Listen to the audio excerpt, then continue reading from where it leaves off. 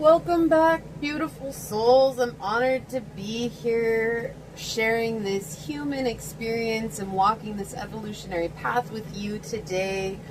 Remember that if a trigger arises during this reading, do not force it to fit and view that friction as a sacred blueprint for your personal healing and growth. So today we are doing the Unvarnished Truth. Is this fear or aligned redirection? We're going to dig into that today. So let us first open with our shuffle, and then we will move on to our pick a pile, collective reading, and prayer before we get into the readings themselves. So, is this fear or aligned redirection? Source for my fellow humans. Okay, thank you.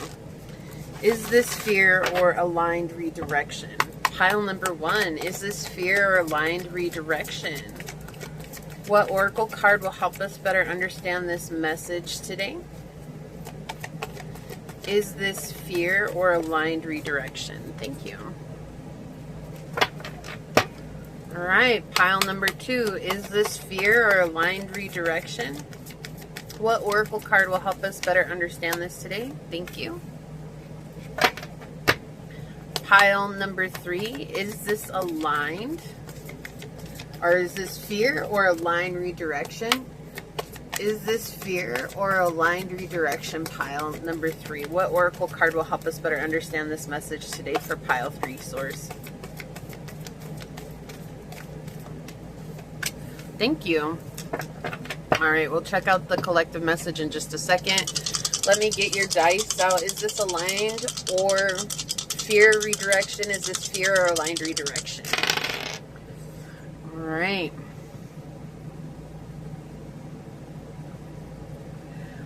And really quickly, I am using a zodiac dice. It's just something to choose from. It's not that that's for the zodiac, or if you are choosing it because you are that zodiac, that's perfectly okay.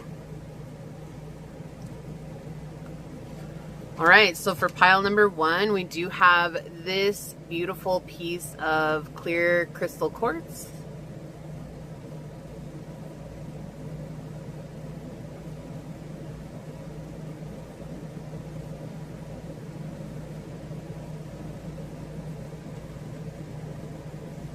We have this dice, blue dice with the 10th house on it.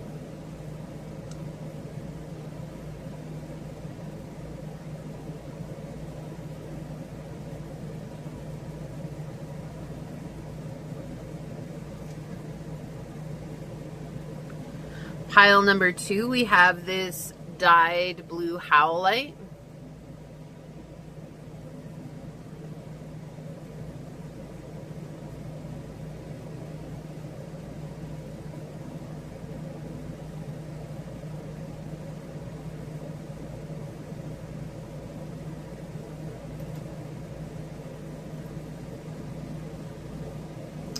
Or we have this pink dice with Virgo on it.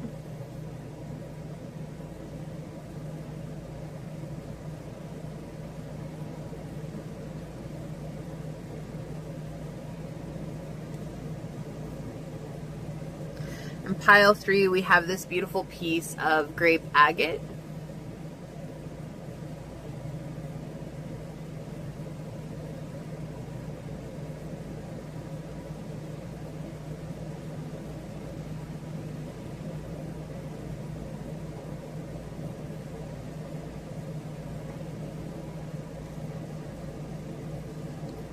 Or we have this green dice with the moon on it.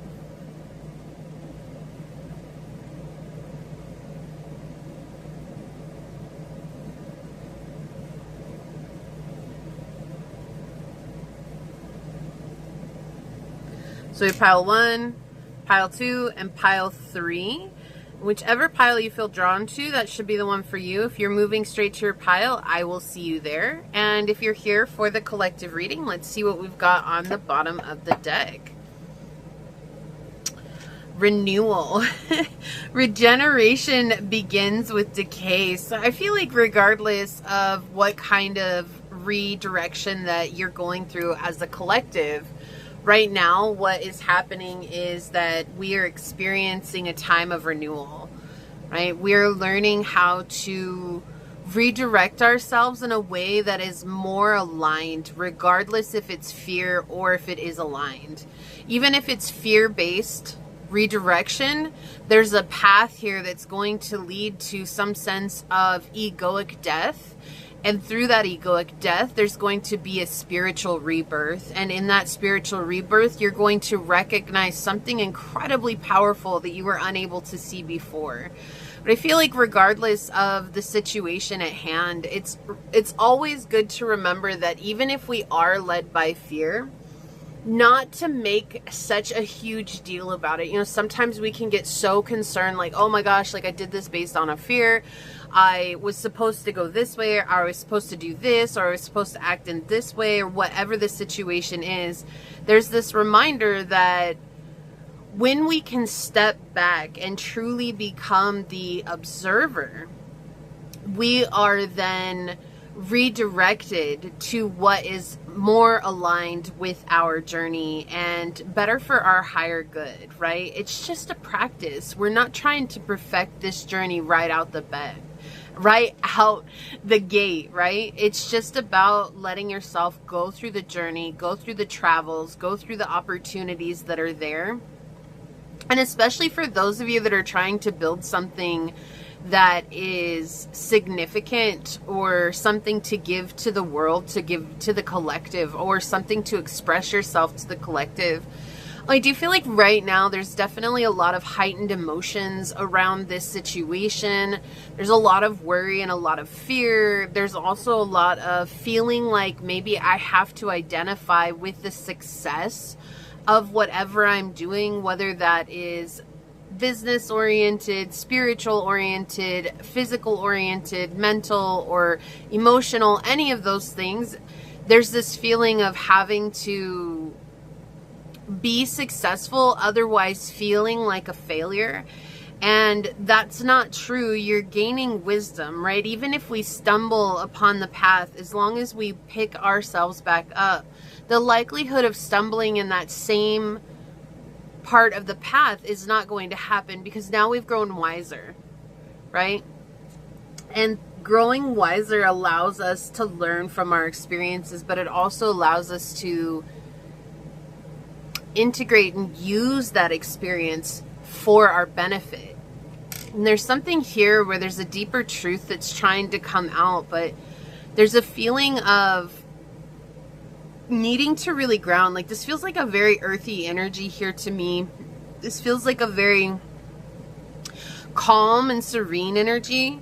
There's this, it looks like fog in the background here, and there's trees that are growing back there, but you can't see them very well because of the fog. And with this person looking directly at us, there's something here that is captivating your attention behind the scenes, or behind the, you know, like if you're building something, there's something that's distracting you. It could be anything, right? It could be your phone, it could be devices, it could be tools, it could be, you know, all these things. It could be something that's even designed to help you, but there's still a distraction here that's keeping you from trusting yourself, trusting your truth. And there's a need to get back in touch with your own divinity. And yes, it's okay to use these tools, but also remembering that they're not the end all be all have all, that there's a need for you to let yourself be seen as well. Because this character is like blending into the background. Even though the background is green and whatever they're wearing is brown and white, you barely see this bird that's on their shoulder. Like, it doesn't really show up very good because it's blending into the background. It's very muddled.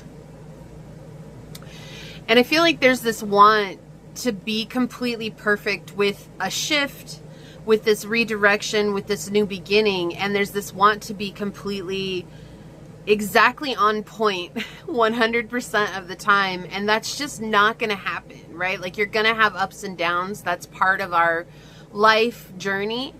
There's nothing that we get 100% right all of the time. It doesn't mean that you won't ever get it right on the nose when you need to or when is necessary.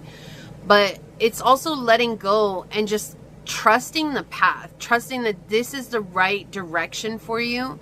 And that with that, letting go of this need to control outcomes or this need to control how things are playing out for you.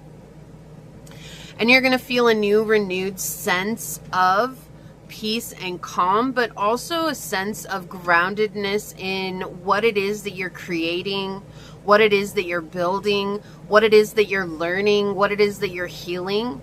And no longer are you going to be holding on to some end results, as this is going to help identify whether or not this was the right path for me. Instead, you're going to be focusing inward, and that is something that's really powerful for this next part of your journey. And so I feel like the main thing for the collective, the overall energy, is regardless of how specific we get in each reading, it's more or less this energy that even if it is fear-based, there's a reason why you needed to take that fear-based path to learn something else about yourself. Okay, so let's see what this card says from the book, number 27.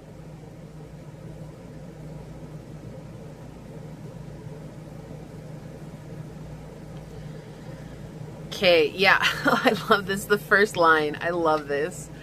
It says, when the foundation of our life cracks, or the identity we understand ourselves through collapses, it can take some time to clear out the wreckage. And that's exactly what's happening. There's something here that you have identified with incredibly strongly, or your emotional ego won't let you rest because your emotional ego identifies with it, and that's leaving you, and that's what's cracking apart. So aligned or fear-based right now, Source is saying the main thing is that this path is going to help you reconnect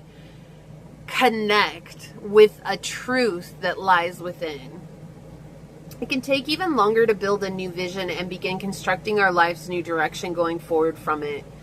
Internally, we must first undergo a radical shift in thinking and feeling. It is so radical that once it is fully processed, it has the power to reconfigure who we are in ways that enhance and restore our vitality. The gestation period can be challenging and at times bring us to our knees. Like the snake, we go through the pain of shedding the skin of our past and growing beyond our former life. It can hurt beyond belief to grieve over all that we need to let go of, especially if we are still heavily attached to or over-identified with what was and who we understood ourselves to be. The feeling of a loss can be so overwhelming that it feels like death. This is because it is, metaphorically. The many non-literal deaths we experience throughout life are for releasing whatever has come to an end. The nature of our continual evolution requires us to rid ourselves of all the debris and allowing for the new. If something has left or ceased to be in our life, we are asked by our spirit self to trust that it is necessary for our highest growth. If we truly need what is lost, we will in essence, but not necessarily form, find it eventually returned in an improved state. And if not, what is now genuinely right and necessary for us will come in due course. Nonetheless, the shock of what is not the same and painfully missed can continue to shatter and devastate us until we fully comprehend and restabilize from what has ended and is no more. To proceed with the unanticipated is all that remains in our power to do. This often requires a level of maturity and acceptance that we need to develop. Patience is a virtue that it behooves us to have within ourselves throughout these dark periods. Like winter turns to spring overnight, we too awaken one morning with the energy to continue and with the incredible lightness of renewal. Yeah, so there's definitely a shift here for you, but letting go of some sort of self-identity is the main energy that's coming through. No longer holding yourself to a falsified extreme. There's like some sort of extreme here, but it's a false extreme. It's an illusion, right? And letting that go for good so that you can step up into a more empowered state of self and a more grounded state of self, okay? So with that, let us move on to our prayer. And this is going to be setting our intention for the reading ahead. And with that, then we will see each other in the reading. So let's see what comes through with the prayer today. It just feels very, very serene. Like there's a need for this serene, peaceful energy to come over us. If you guys hear noise in the background, they're mowing the lawns. They should be done soon. My beloved source, this prayer is for any and all who come onto this reading, whether it's for the entire time or for a moment's time. Today I ask that you help bring us into a state of peace, into a state of clarity, and into a state of knowing. Knowing that regardless of which path we chose to take at this time, that it is truly where we're meant to be in this now, here, now moment. That even if it feels wrong, we can adjust as we move forward. We can make slight changes as we move forward. We can choose to begin again and know that we're never truly beginning from scratch.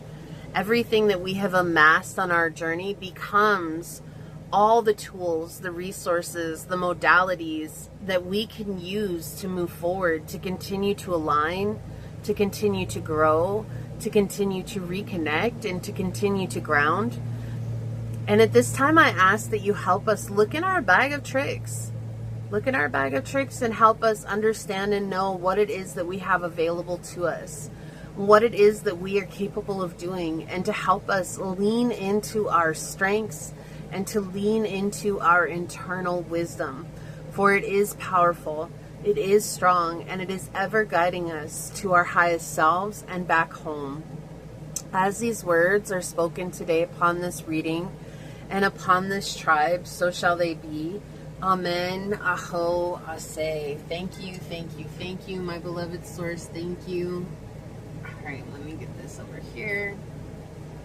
Okay, perfect. So with that, I will see you over in your readings. I don't have any updates as of right now. So, yeah, I'll see you there.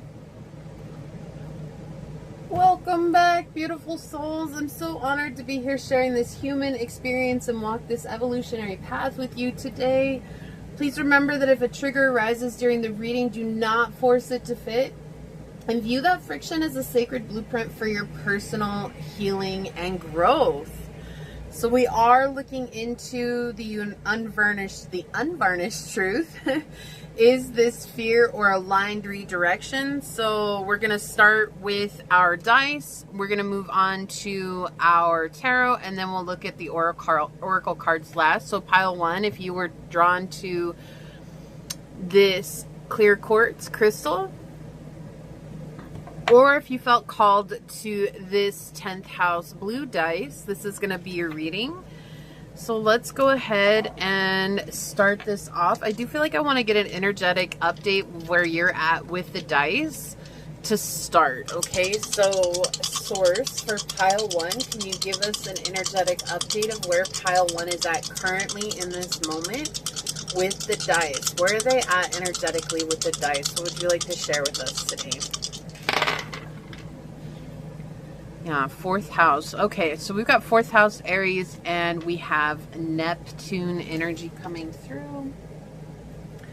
So right now I do feel like you are in a state of healing from something that has been either a resurfaced trauma that came from your childhood, or from a very difficult situation that was slightly aggressive, maybe even abrasive, and it's been really hard for you at this time to move on from this. Either this is a person, or it's a situation or a belief, especially with Neptune here. It does feel this is like more internally focused. And so energetically right now, you're in a period of healing from something that has off-centered you, or even uprooted you in a sense from your peace and from your intuition and from your gifts and from your creativity. And there's this sense of coming back around to that as well through challenging the beliefs that you have against, is this reality or is this an illusion that I've come to believe as reality? And that question has been very profound, even if it's a different version of that question or a different question altogether. Whatever you're asking yourself is a very, very profound way to look at the situation as it's unfolding. And I do feel like it is coming in regards to ancestral curses or generational curses here. Something that has, they're showing me bound, being bound, like your hands being bound, your arms being bound to your side, being tied to this. But also I see like a long line of your ancestors behind you being bound to this same thing. Like it's a red string that's binding you. This could be a certain type of connection. It could be binding you to each other. Like I see the loops between the chairs where it's like reconnecting you to past generations. And this belief has been the main core trauma or wound that has made you feel fearful of taking action. It has made you fearful of letting go of blame and self-guilt, like guilting yourself, the self-blame, being harsh with yourself along the journey, while also like letting others be harsh with you or being aggressive, abusive, or angry towards you, and not knowing how to set solid, valid boundaries. And something that was unseen is for sure coming into your vision, into your consciousness now. And it's not just the pain of it, right? This is the reality behind that. So you're seeing that the pain that was there was what was creating the reality in the physical. And now you're seeing the pain, but you're seeing the truth behind the pain, which is that this is not mine to carry. This is something that has been passed down. This is something I was made to believe. This is something that came either directly from the mother's wound or the father wound here. It is family bound, though. That's what they're showing me. It's family bound. So it's been in your roots for a long time. It's been in the lineage for a long time, and you're healing from that. And that is helping you to have this redirection at this time. Okay. So let's see what else comes through here. Let's get some more information directly about this topic today. Is this fear or aligned redirection for pile 1 source? Now that we understand where their energy's at or have a better look at that, is this fear or aligned redirection? Thank you. Yeah, something about the family, like something about the family became known that didn't want to be known. It was really doing a good job at hiding, whether that was in your subconscious or beneath the cracks. And there was no longer hiding, like something had to come forward. So let's see, is this fear or aligned redirection for pile 1 source? Is this fear or aligned redirection for pile 1 source? Yeah, interesting. Okay, a lot of heavy energy already. And so I'm just warning you as we get into the reading, but it doesn't feel like super triggering or anything, just heavy. It's just going to be heavy, which we already knew coming into this reading. So I just want to point that out as we go in. Keep an open mind, keep an open heart. Please take a deep breath. Protect your peace.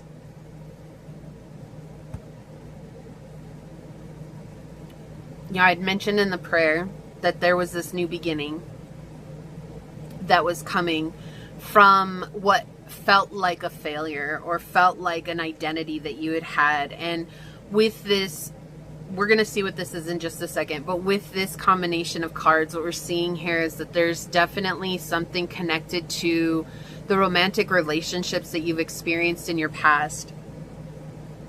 A lot of negativity surrounding romantic relationships, which makes me now see and understand the bound red string and see how much red is coming out. And I know there's a lot of red in the Tarot Marseille. That's just a color that's one of the base colors for the Tarot Marseille. But the fact that you not only got the Swords card and the Wands card representing the majority of red for the pip cards, it's showing that there's a lot of anger and hurt that's been tied to this. And we were talking about that anger, aggressive, abrasive type energy, and that was passed on to you as well. And at first, I do feel like this was a fear-based redirection at first, okay? But along with that redirection, it was because you're trying to run away from the pain and the misery that all this negativity has caused in your life. All of this upset, all of this chaos. It just feels like chaos, constant chaos, right? So if you had left someone, a spouse, a relationship, or a connection because of fear for yourself, for your well-being, for your soul, right? And fear for your health, whatever it was, there's like fear there that was driving it. But the fear was what helped you to remove yourself from a situation that otherwise you weren't able to look at from a clear mindset. Okay, so let's see what this is. Yeah, okay. There was something here that was very physically driven with the Page of Wands in the reverse. There's something here that's very physically driven. So this was like a sexual connection, and maybe this was like somebody who is talking to or connecting with a lot of third parties. All right. And you didn't know what they were bringing home. You didn't know what they were going to get you involved in. You didn't know what was going on, but you realized that now you're getting caught up with other people, which now also too makes sense with the red string, because when we think about people sleeping with one another, right, we're now connected to those people, and we're connected to all the people that they slept with, and all the people that they slept with, and all the people that they slept with, right? Yeah, but look, I love this. We have the 9 of coins in the upright under the 9 of wands in the upright. This is something where you had to begin again, but it was a fear beginning again because it was a fear of sickness or fear of something having to do directly relating to your health. And this feels like sexual health, but this could also be sacral chakra healing and root chakra healing coming in. Oh, I thought he was done, but he's not. Okay. And this is bringing that to a close and regrounding yourself. It feels like there's a period of isolation here where you isolated yourself from everybody so that you could heal deeply and profoundly. But if you see, that's what initiated this redirection. Initially, it was fear-based. But that fear was able to give you space to come into alignment. Because it's like after you let go and after you got yourself away, there was a need to realign here, a huge need to realign. And there's a lot of heavy energies here. There was a lot of judgment, a lot of brutality. I feel like mental brutality. This is someone who wanted to trap you mentally, brutally mentally. And if this is not a romantic relationship, then this is somebody in your life who is treating you like they've treated all their romantic relationships in the past, right? So even though you could be friends or you could be family and you guys aren't doing anything like that, right? They're still looking at you as filling that role in their life, even if there's not physical connection or physical touch or physical intimacy. You're still filling that slot in their life where it's just a placeholder, where it's like, I get to treat you however because this is how I've treated people in the past. And so there's something here where you're running from it, but needing to run from it in order to let it go and to shore it up, to get it out of your energy. And I feel like that's the thing. It's sometimes we have to act based on what we're fearing in order for us to make a change. As I feel like if you didn't, this is something that was going to collapse in on you. Like I feel like this is something that was very close to falling apart, but also taking you with it, right? So let's ask how you can realign, pile 1. Look, I can't. We have the 5 of Swords coming out from my other deck again. We're just gonna, well, here, let's put it here and let's find out. That's wild. I feel like this is letting go of the negativity that you have, or the identity that you have around connections, physical connections, romantic connections, even building a soul tribe. How can you realign, pile number 1? Whoa, whoa, whoa, come back. Okay. How can you realign, pile number 1? Okay. Oh my goodness. Okay. Yeah, let's see what we've got here. On the bottom of the deck, we have the 5 of Wands. So there's going to be a rebalance here. I feel like with these two here, it's going to give you, there's this opening that's coming, and with this opening, there's going to be some new gift. There's going to be an offer. There's going to be a seed that you plant. There's just something here, and this is from the divine. They're trying to get you to change your focus here, okay? Because there's this time of instability. But with the Five of Wands, it's talking about regaining stability and regaining your sense of direction after a time of complete chaos. Completely being disconnected, not knowing where to go, not knowing what to do.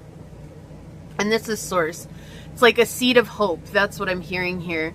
It's a seed of hope. So this could be a person. This could be a place. It is in the physical. So this could be money to leave the situation. This could be a safe home. This could be getting to a safe house. This could be getting to a new location. This could be bunking with a friend or family. It feels like you're physically going to be moving somewhere. You're physically going to be making very strong boundaries that can no longer be stepped over, no matter how they try. And so this has taught you something very valuable about yourself. It's a completely hopeless situation that you've been in.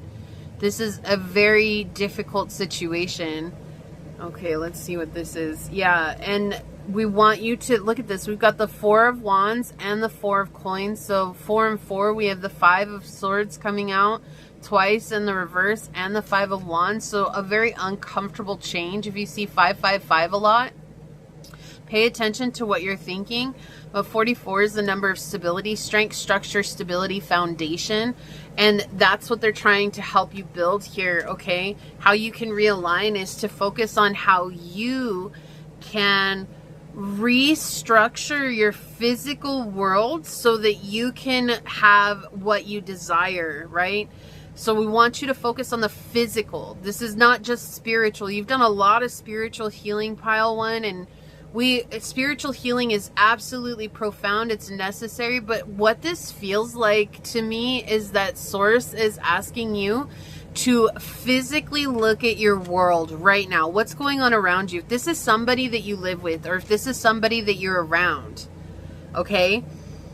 Do not let them determine your actions. Do not let their chaotic energy decipher how you show up for yourself today, which is easier said than done. Please, I understand that 100%.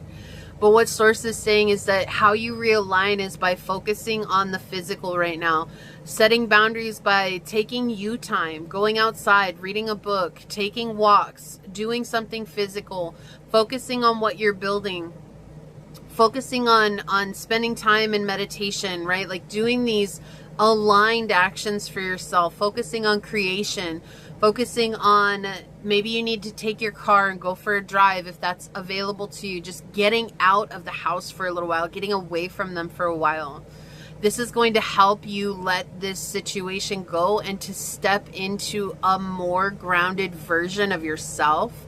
But also within that grounded version of self, this is going to give you something to step into a higher level of life. So all of these things are going to add up. If this has to do with you focusing on creation, whatever that is, right? It could be writing, artistic, singing, it could be music, it could be a business, it could be whatever, right? Whatever it is you want to build, but whatever it is you want to create, like creating that is going to give you an opportunity to move away or to build something more for yourself. Right? This is ordained by Source, is what I keep hearing here. But the situation is utterly hopeless right now. It's utterly hopeless. There's not a lot that you can do to change the actual person or people involved right now. They're very negative. They're very low vibrational. We could be dealing with narcissists here. We could be dealing with sociopaths. We could be dealing with people who are just highly manipulative and disconnected. These are very difficult situations, and I feel like you've carried the burden of trying to help them see the truth, to see the light, to understand the reality of what's coming next and what they can do to find their own peace. But this is sort of saying that's where you draw the line. You are not responsible for their foundations. You are not responsible for their health. You are not responsible for them. You have carried the weight of these individuals for far too long. And it is time to truly choose yourself and to build something stable for yourself, because continuing to get lost in this situation is creating a lot of imbalance for you. Wow, look at this. So looking at the bottom of the deck, we have the 5 of Cups, the Nameless card, the 6 of Cups reversed, the 6 of Coins reversed, and the 9 of Coins again in the upright. So a lot of 6 and 5 coming through here for you. The Nameless card breaks into 4. So 4, 5, 6 is talking about having that progression. Right now, it's about networking with new people, rebuilding new connections with new people. This is where you're going to find the greatest transformation, so that you can literally let go of this situation that's been breaking your heart. It's been eating away at you as well, because this person is entirely greedy. They think that you owe them something, but you don't. Even if this person reached out a helping hand, the truth is that you either help because you want to, or don't help at all. Don't help expecting something in return, right? And so I feel like there's a help, or there was a hand that was extended here, and there's an expectation of something in return. And how you realign is redirecting your energy altogether. Gray rocking is something that's coming in here too. Maybe you need to gray rock these people or this person, and that's how you find your grounded abundance. Again, cutting yourself off from the situation, cutting yourself off from all these people, or even this is one person just trying to come at you from all directions. But they do not want this to be a balanced situation, because they've benefited for a long time from your one-sided love. They've benefited from that, and they want to go back to that, and they're going to do everything that they can. But healing this is going to be, it's on you to heal it. And that may feel difficult, because they're a person that's in your energy. Like, why can't they take accountability for themselves? And the truth is that they're not capable, they're not capable of taking accountability for themselves, pile 1. So the only person that you can focus on right now is truthfully you. That's the only person you can show up for. Yeah, think on your feet with Fox Spirit. There's going to be times when you're going to have to defend yourself, when you're going to have to really lay down your law. Not the law, but your law. And what is your law, right? Like, accepting that it's okay for me to say, if they try to talk to me about their day and I don't want to hear it, I'm going to say enough is enough. If they're trying to give me additional responsibilities that are not mine to have, it's okay to give them right back and say, I don't have the capacity for this right now, or that's above my pay grade, or that's never been in my job description. Thank you very much. And, you know, like, these are situations where you're just going to have to really set some solid boundaries with this person. If they're trying to interrupt you when you're taking your you time, you put on noise canceling headphones, or put in headphones. Let them act as a barrier for you, right? Or let your, you know, whatever it is that you're doing, if you can go behind a closed door, let that be your barrier, your safe space. You need to create distance between you and them the best way that you can right now, so that you can refocus on building stability for yourself.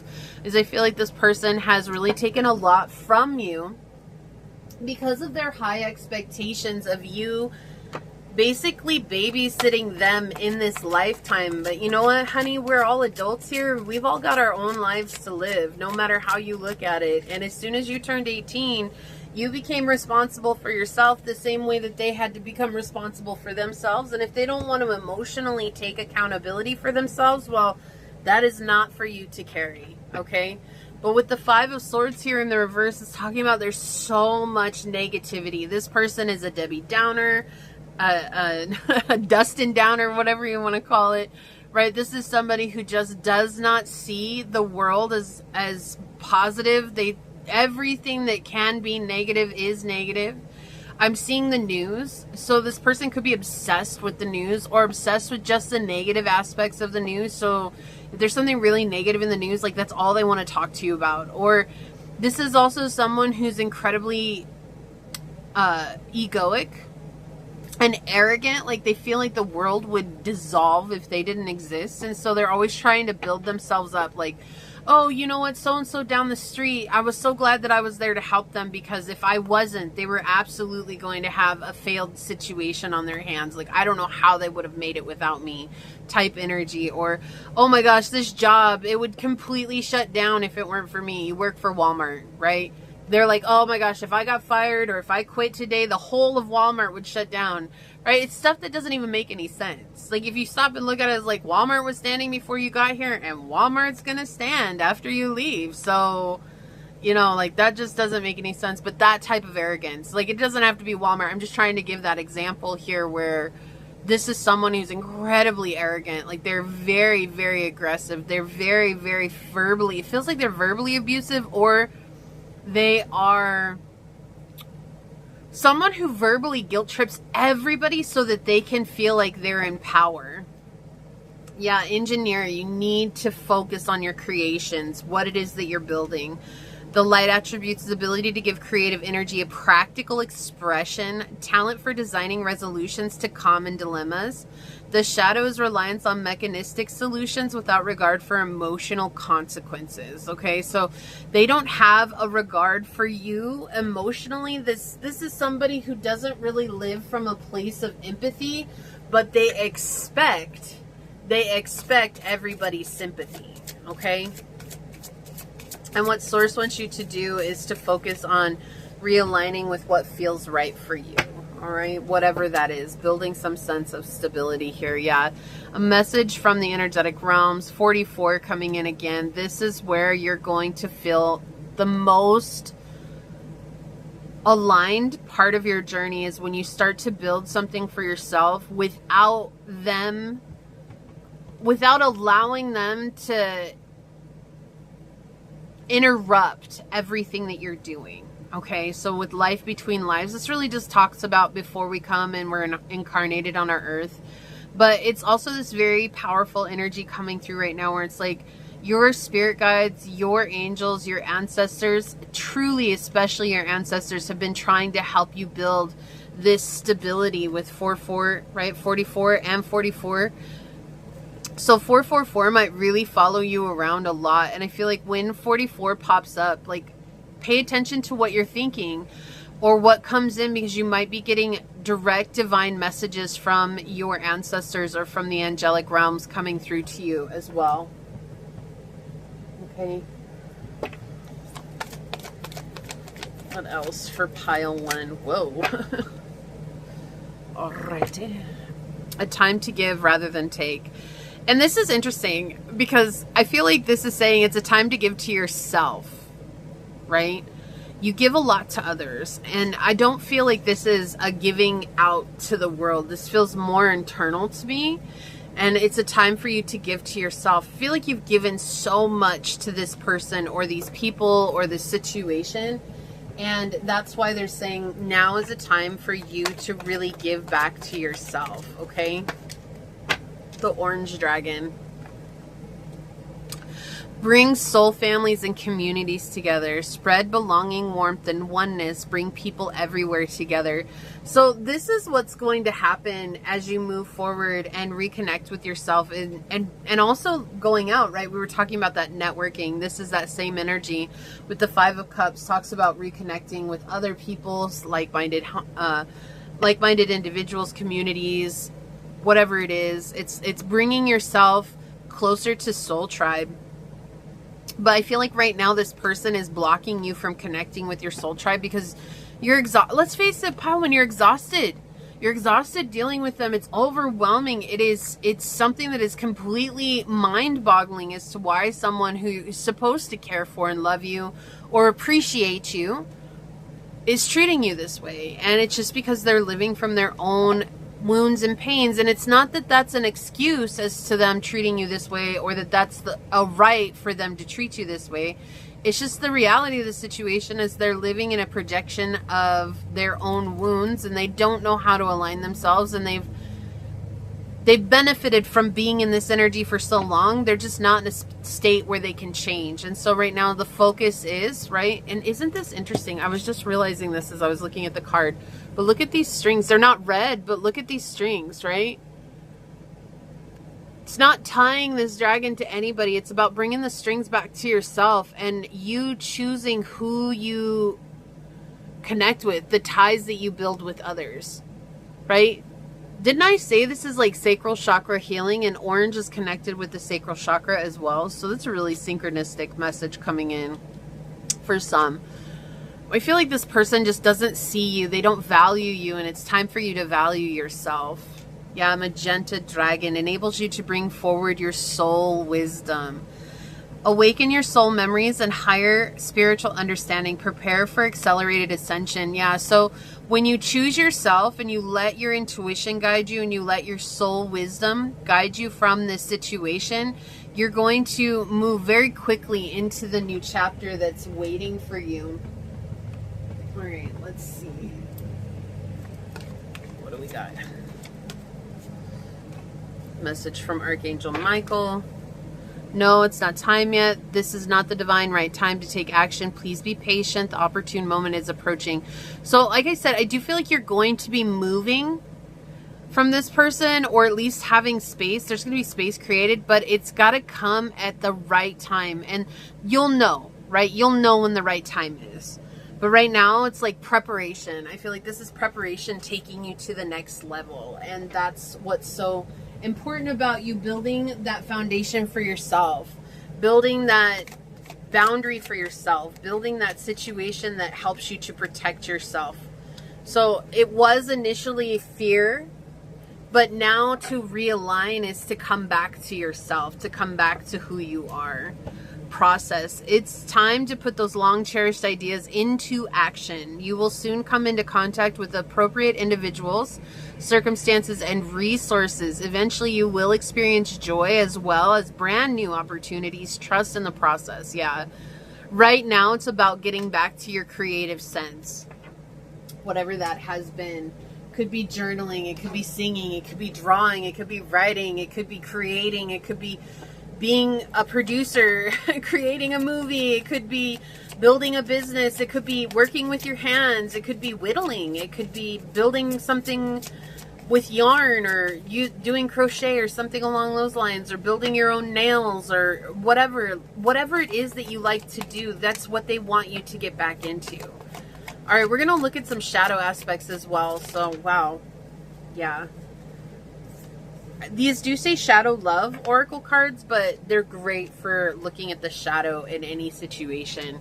We have ending coming out. This is the only one that flipped over. It says you're pretending that it's not ending, but it's time to let go and make a fresh start. So there's definitely an ending here. It's about to come. Many of you are waiting for this ending, or you're ready and prepared for it. Others of you are just hoping that maybe the situation will turn around and become something else. And I feel like this is source is saying like it's okay for endings. Like endings are a good part of our journey. Change is always going to be constant. So don't let an ending become something you fear. Up in the air. Not able to make solid plans, flighty, and ungrounded. We've been talking about that. This is a very ungrounded energy, and that it's also made you ungrounded. And this person is very wishy-washy, very flaky, or these people or the situation. I keep saying this person, but it can be a situation, person, place, or thing.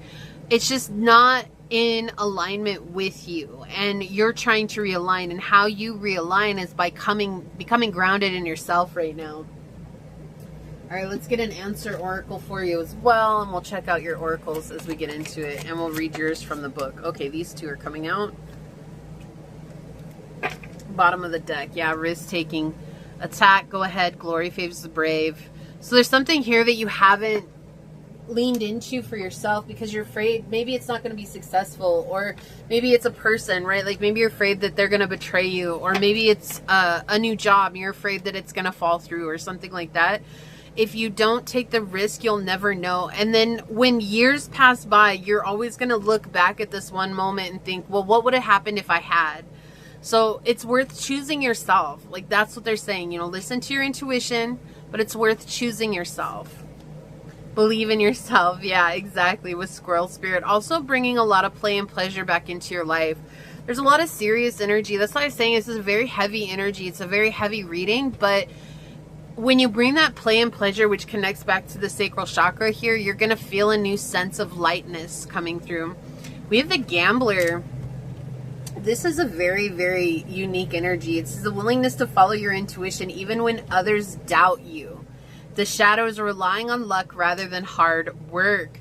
So the thing is that when you follow your intuition and trust yourself, things are going to work out for you, right? There is no luck here. There is only success plus success equals preparation plus self-belief plus planning, right? This is how you find success in the world. So it's hard work, right? Hard work and preparation can create success in our lives. Belief, preparation, and hard work create success in our lives. Like, these are all things that we have to trust. Explorer. Didn't I say this energy is so profound coming in your reading? We have Traveler and Wanderer. So I do feel like that soon you're going to be exploring some new area of life, some new chapter, some new state, country, place. You're going to be moving away from this situation. Balance, spirituality, and practicality. Yeah, so there's a need to come back to the physical. You've done a lot of spiritual healing. You've spent a lot of time with the divine realm. And you've gotten a lot of messages. And I feel like right now it's just they want to bring you back into that more masculine. Even though earth energy is a feminine, this is a more masculine type energy where you're now drawing away from just being connected in meditation, just being connected through your journaling and things like that, and focusing on what you want to build with your two hands. Nothing will come of this situation with the void of course moon. Yeah, this is really powerful energy. Source is saying like there's no changing this situation right now. Like this, even in the future, like it's not in the near future. It's not to say that it'll never happen, but Source is saying don't hold on to false hope right now. Okay, Archangel Michael says your loved ones are safe. Let go of your fear and worry for your loved ones. I am looking after them. So this is what makes me feel like this is someone that you really care about a lot. With this, your loved ones are safe. This is someone that you've taken accountability for, you've taken responsibility for, but they're an adult and they need to take care of themselves now, and that means that you have to free yourself from the situation, even if it is a challenge. Says wonderful. Pursue your goals and get what you want. It will provide wonderful benefits for you and the people you hold dear. Your ability to communicate is improving at this time, which will make it easier for you to interact with a broad spectrum of individuals. Yeah, so there's something wonderful waiting for you here, and Source wants you to go towards that. Also, your peace. Peace is inner tranquility. Don't sweat the small stuff and look at everything with a calm mind. Life won't always be smooth sailing, and peace will keep you calm through the ups and downs. So coming back to your peace. Your peace is vital at this time. And I do feel like this person or this situation definitely tries to mess with your peace.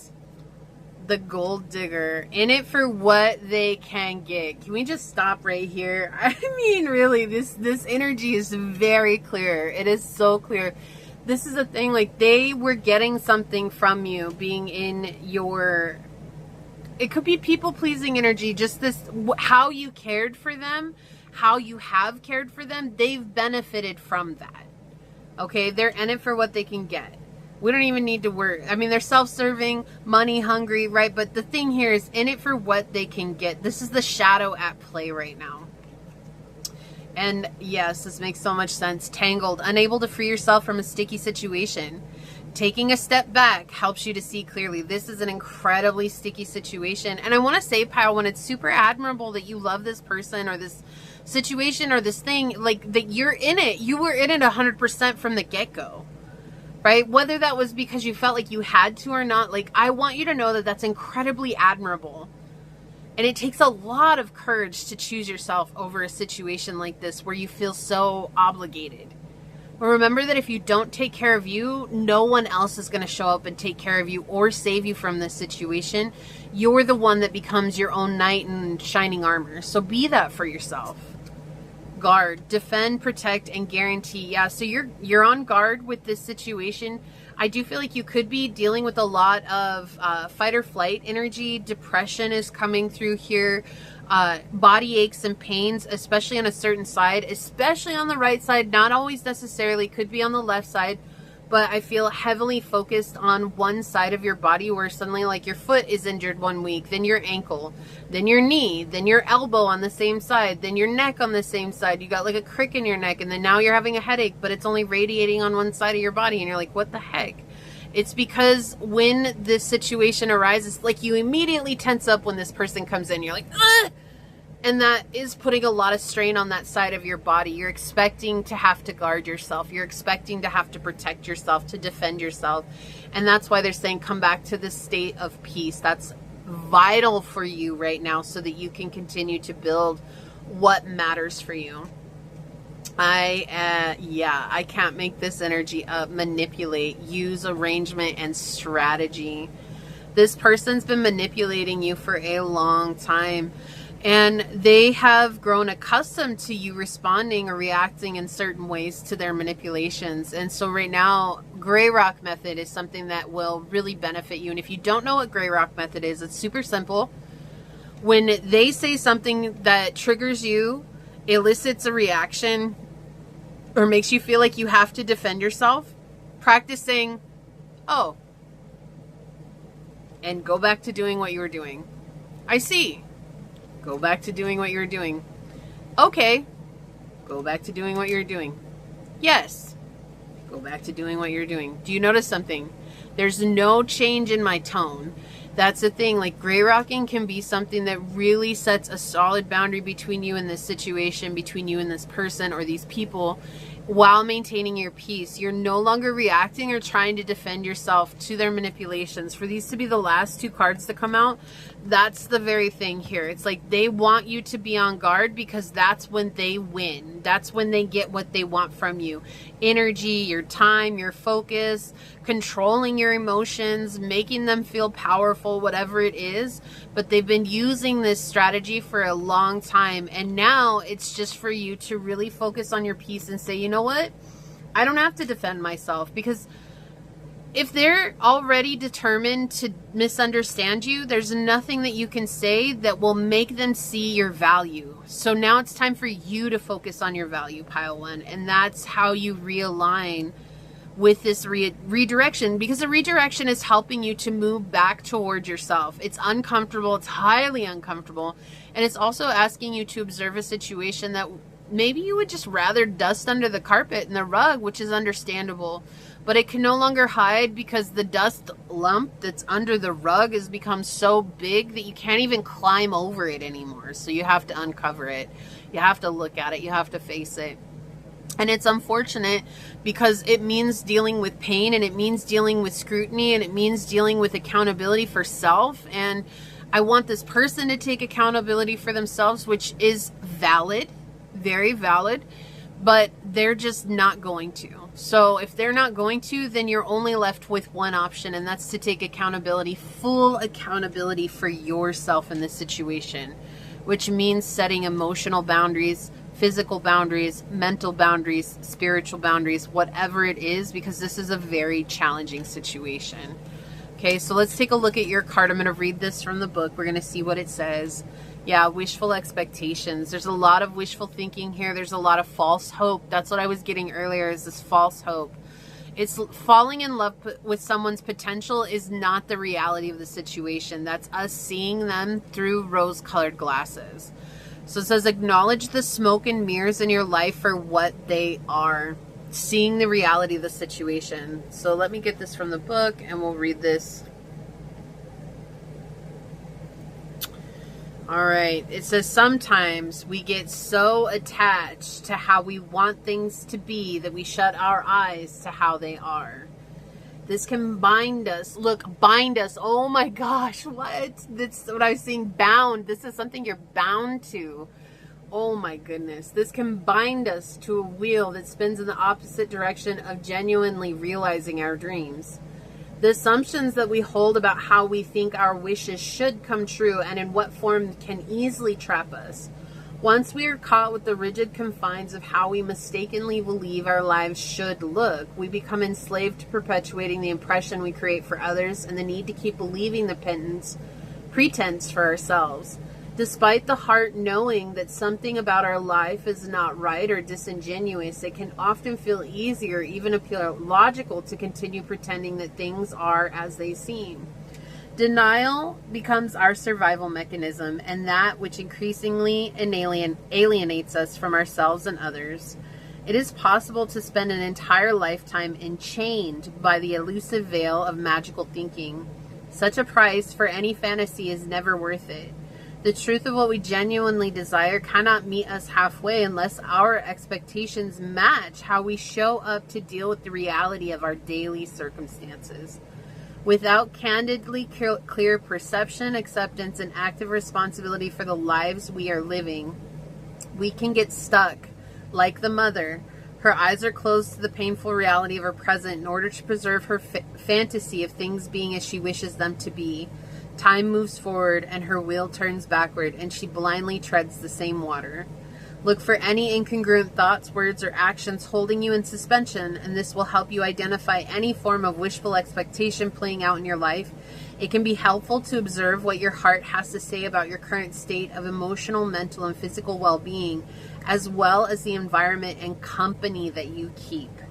Okay, journal what comes up for you while lovingly acknowledging if you have been in denial over any unwanted area, compulsion, or person in your life. So being kind and compassionate to yourself is so necessary at this time, but this is such a powerful message. And remember that you never deserved to get manipulated. You don't deserve to go through this.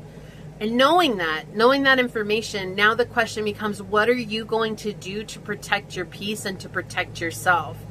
And that should be the only thing you focus on. Let's validate that, no, you absolutely didn't deserve any of this. But we can't change the way that this person's showing up. We can't change what it is that they're choosing to do to you. The only one that has the power to change anything in this circumstance is you, Pile 1. And that's where Source is giving you this power, and you're never alone. All you have to do is ask your guides, ask Source, ask your angels for assistance, guidance, help, signs, synchronicities. They're going to be right there assisting you along the way. Okay? So this is what I see here for you today. If you feel like this is your reading and you would like to claim it, you could put a little, I think there's a Ferris wheel emoji. Put the Ferris wheel emoji down below, or a chess piece emoji down below. And then let us breathe in today's affirmation. I choose to empower and embolden myself to make affirmative action to move towards my dreams and away from anything that does not align with me today. If this reading spoke to your soul, please like, share your story in the comments if you'd like, and subscribe. You can support the journey and explore today's tools in the description box link. And I offer my deepest gratitude to your guide, your spirit messengers, your angel Source, my spirit guides for anchoring in this energy for us today. And until our paths cross again, Pile number 1, stay human. Bye. Welcome back, beautiful souls. I'm so honored to be sharing this human experience and walk through this evolutionary path with you today.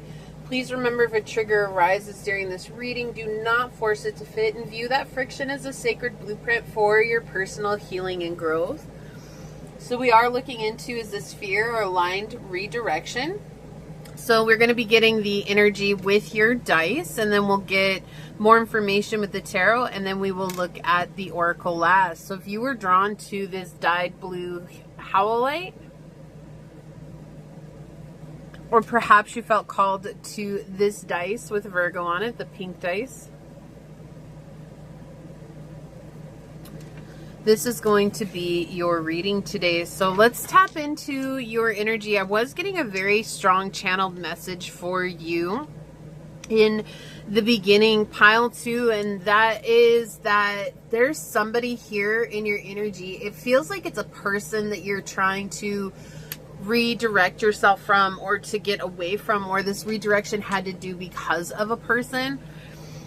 But it could be a situation. There's something here that is sucking you and your energy dry. Like it is, you're exhausted, you're feeling burnout, you're feeling like you don't have enough to continue.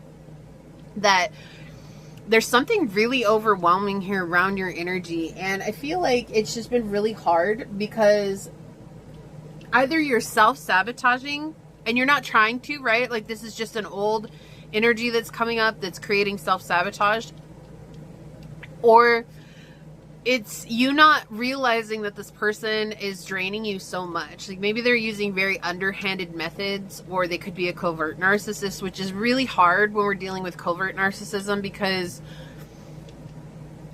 we don't recognize it right away. Like it's something where they use these very underhanded, emotional, they're very connected to us emotionally, and they're using our emotions to control us. And so it could be something you hadn't realized, and then by the time you do realize it, you're already in too deep. But there's something here about Source telling you to reclaim your power, okay? And I feel like the angel number of the reading today is 44. It came out a lot in pile 1, and I'm seeing it again here with you, pile 2. So you could have come from pile 1 as well. Excuse me. Or maybe you felt drawn to both piles and there might be additional messages for you there. So let's get some, we're going to find out with the dice where your energy is at, and then we'll look into this more. So energy check-in for pile number 2 in regards to this reading today, Source. An energy check-in for pile number 2. Yeah, okay, 3rd house. Interesting. Cancer and Mercury. All right.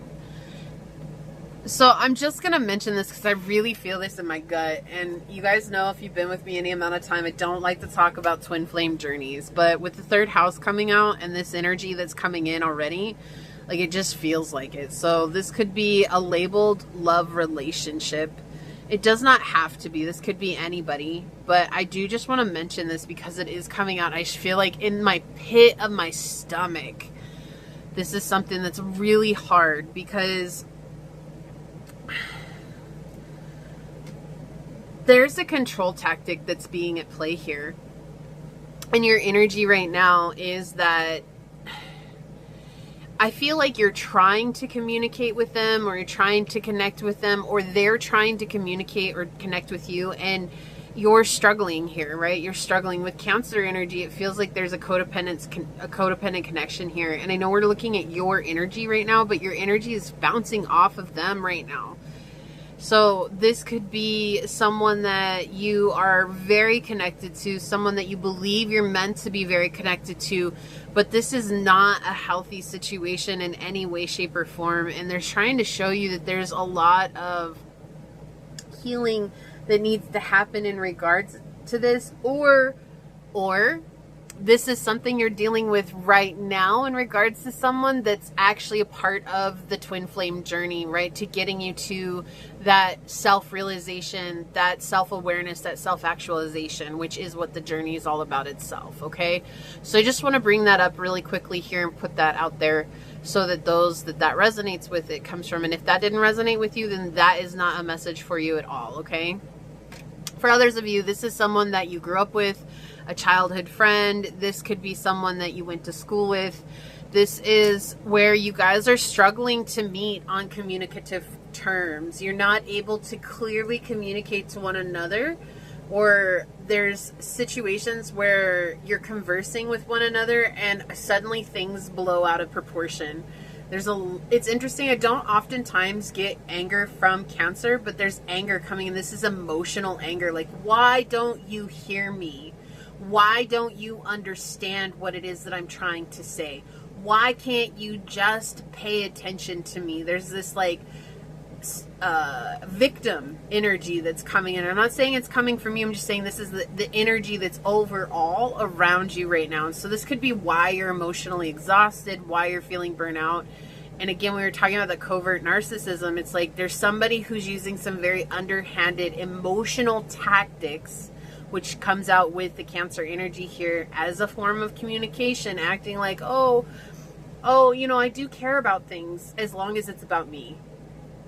Oh, I do feel things in the life that we're experiencing, but I only care about them if it's about me. right? That's what this feels like. And so I feel like you've spent so much time, because you're probably an empath, you're probably a very acute empath, and you've been trying to build this person up or make them feel better about themselves in some way, shape, or form, or you've been trying to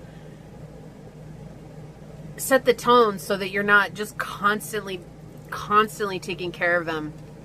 I don't know, it just feels like there's something here where you're always the one that comes in to rescue them, and then they just happily suck on your energy like, oh, hey, thanks, pile 2. I needed that so much today. I'm so glad that you were here to give it to me.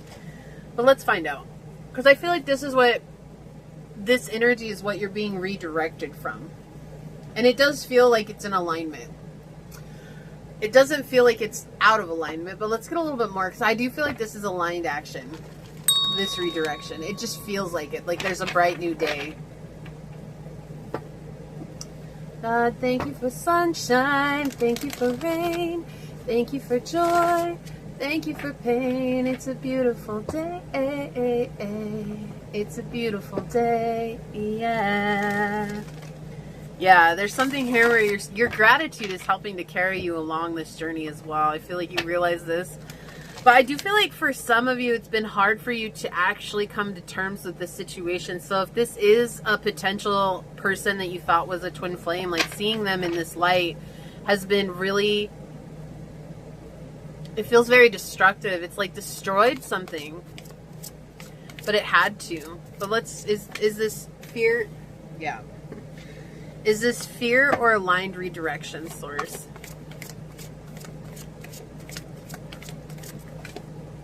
Whoa.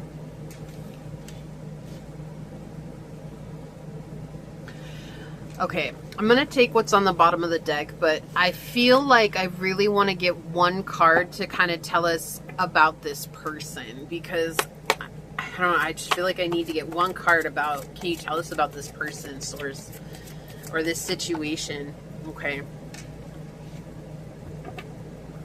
So I'm going to put this back on the bottom of the deck, and we're going to flip it over. 6 of Wands. Yeah, it's aligned for sure.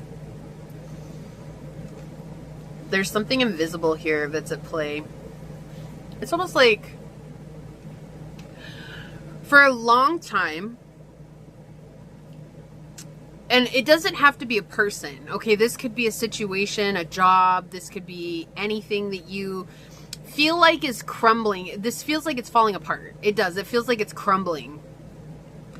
And the cracks are starting to show. And as it breaks, it's almost like I feel like you're going to walk up to it and hit it with a hammer to really let it just shatter apart at some point along the journey. It just feels like you're the one that's like, okay, instead of waiting for it, I'm just going to break it all apart myself. There's a lot of courage here for you, pile 2. A lot of courage coming in for you. And I feel like the thing is that maybe this has been something where you were holding out hope, or you were thinking that you had the power to change the situation. This has been the underlying reading energy, is that the hope and the power. Like, I have the power. I've got the power.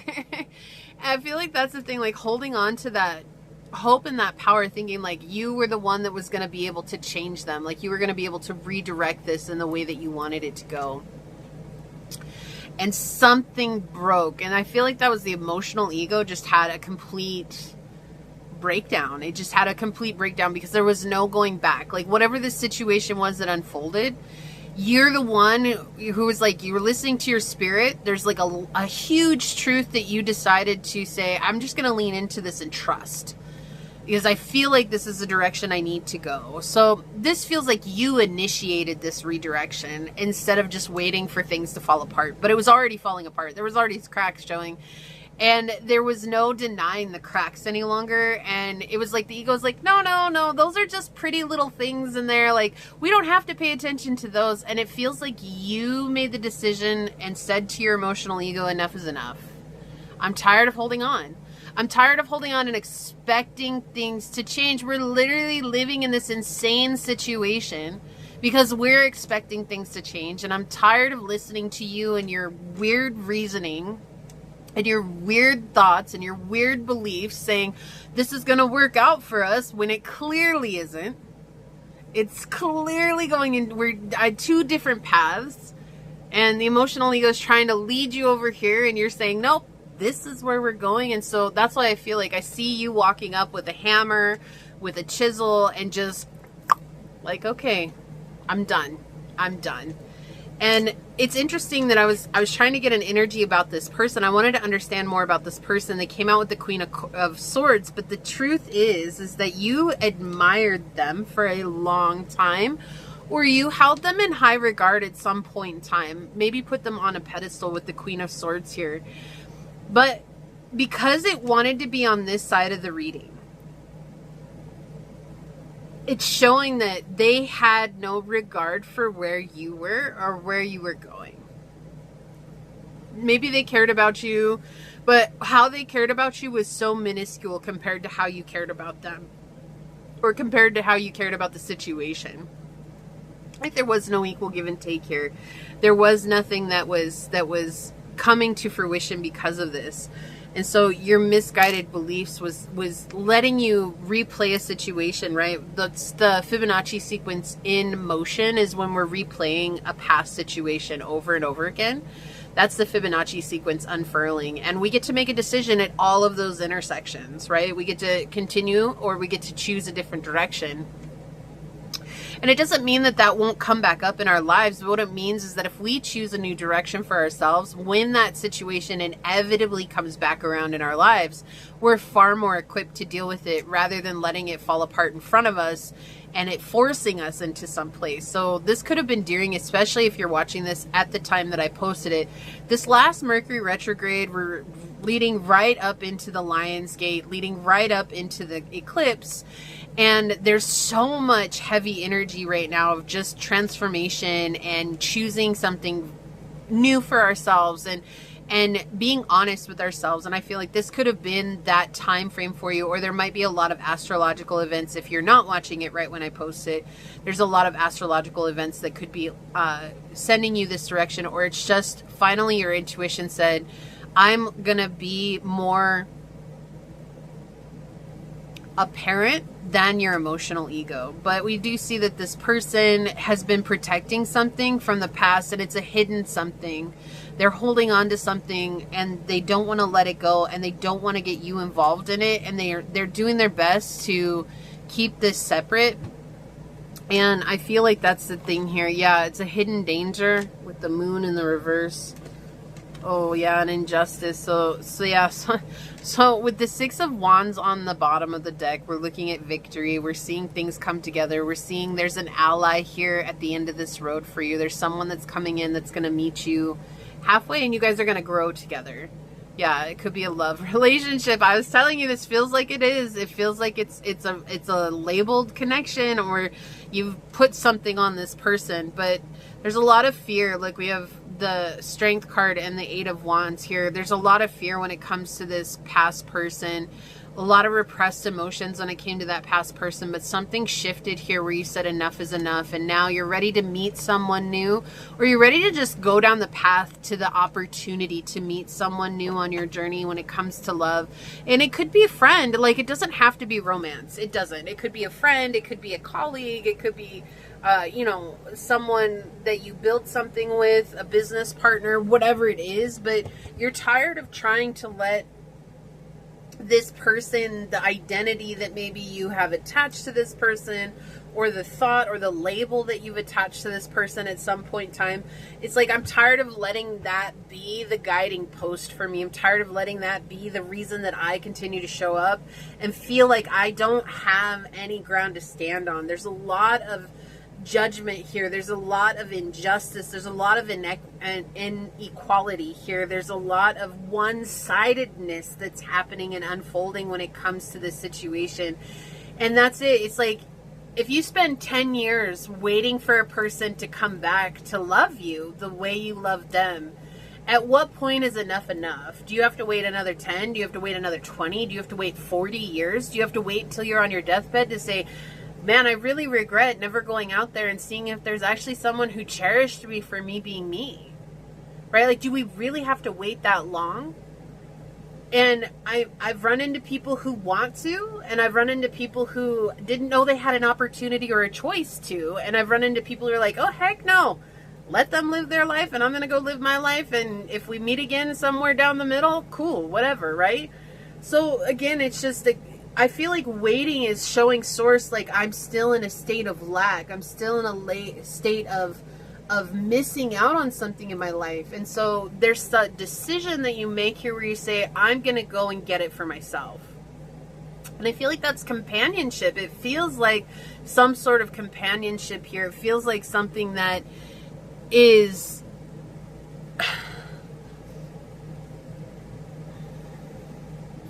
it's balanced and it's more in line with what it is that you're looking for. But I do also feel like you're seeing this, you know, when we think about the number 8, it's, if we turn it on its side, it's the infinity symbol, right? And it's constantly talking about what goes around comes around. And a lot of people liken it to, oh, that's our letting go of karma. I've even said that here on this channel, and it can be letting go of karma. But if we really look at the number 8, it's talking about the ups and downs. What goes around comes around. And so if we're constantly in a state of like, no, it has to be the way that I want it to be, then what comes back around is that realization or that reality that maybe what the way we want things to be isn't actually in alignment with us, right? So this feels like it is an aligned redirection because of a choice you made for yourself. You chose balance. You chose to see yourself through eyes of love.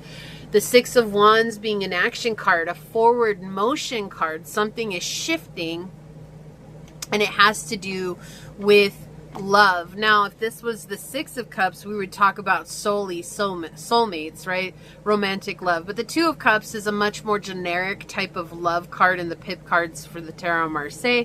We're talking about love in general, friendship, connection, companionship. It can be romantic love, but it also encompasses all those other things. Now, if this was a 6 of Cups, we would be solely looking at romantic love. And it's not. It's just saying that this can be any of those things in turn. This is finding someone that you feel like you get and they get you, and you guys traverse this journey hand in hand.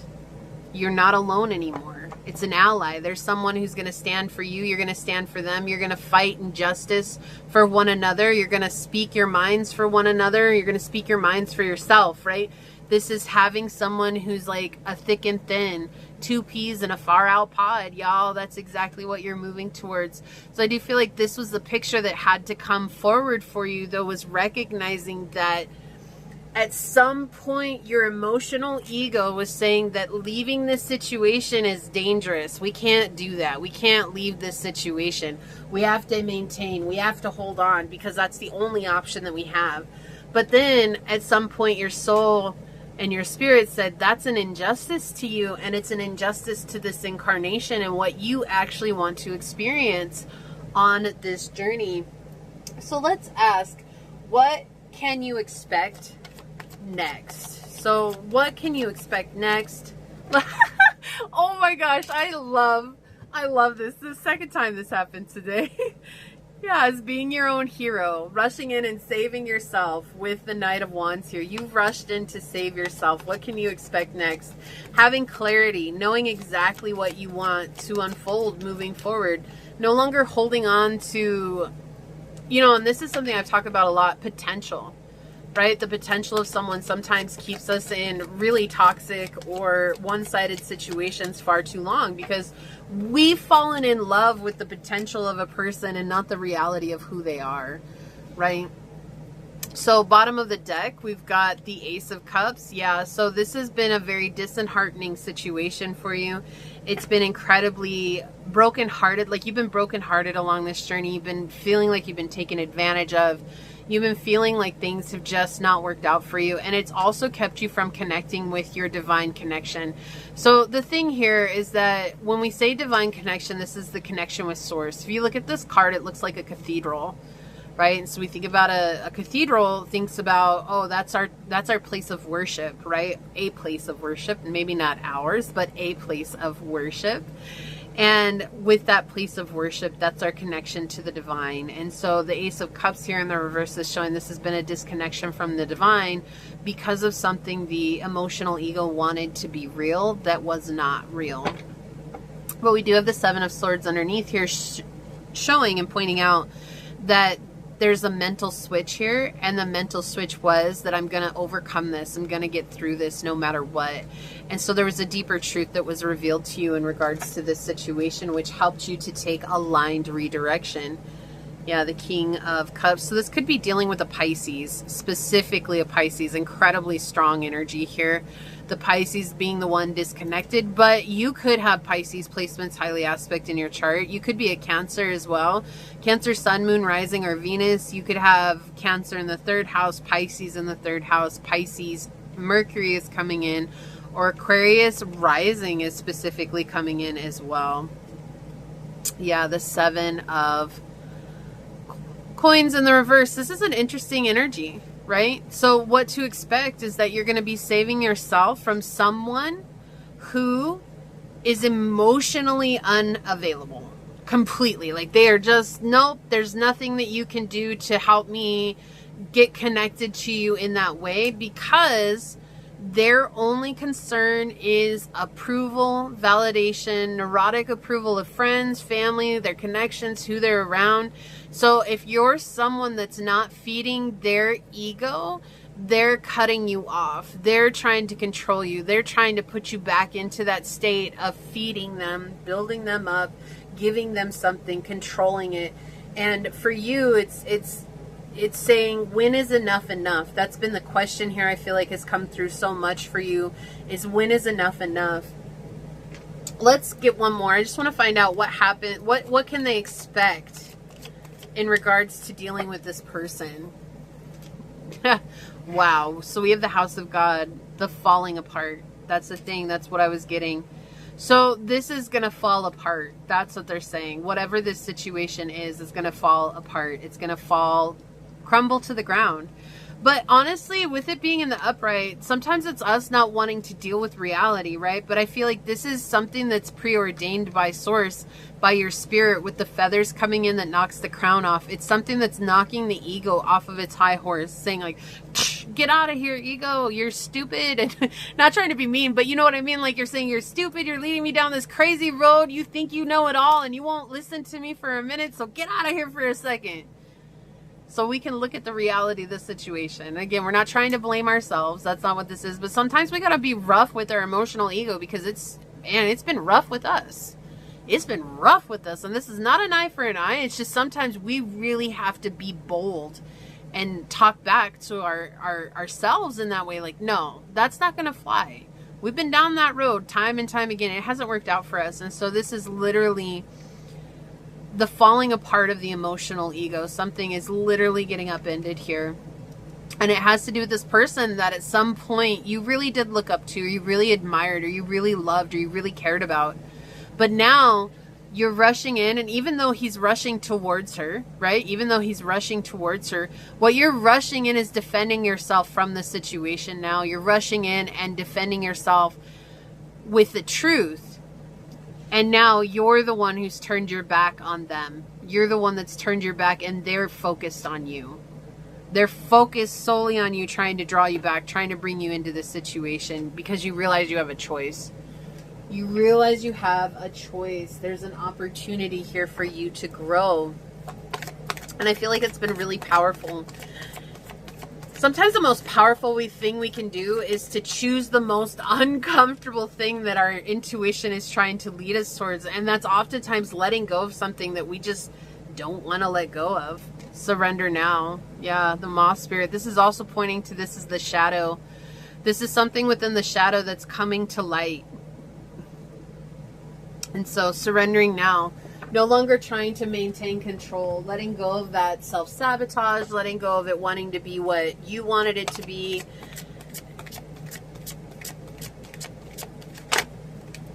Scribe. Preserving knowledge and information in the shadow is altering facts and plagiarizing others' work.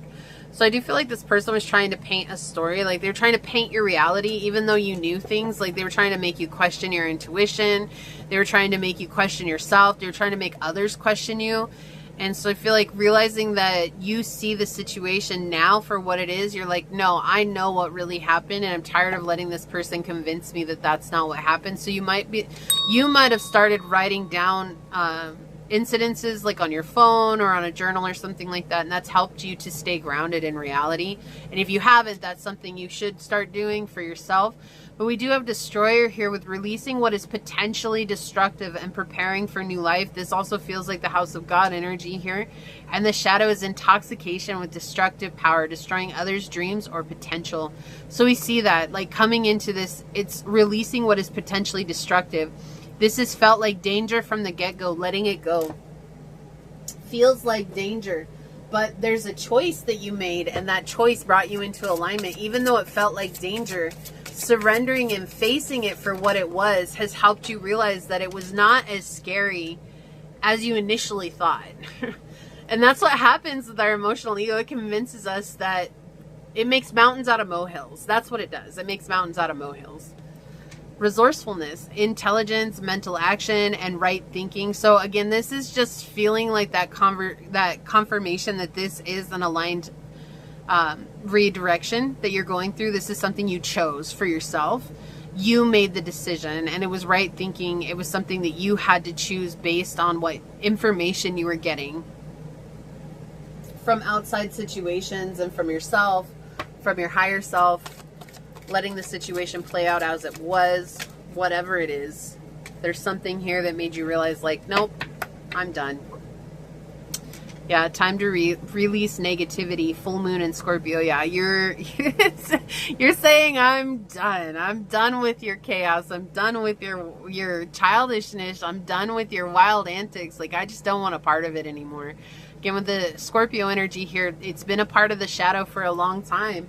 It's controlled you for a long time, or it's had the driver's seat. Maybe we should say that. It had the driver's seat for a long time.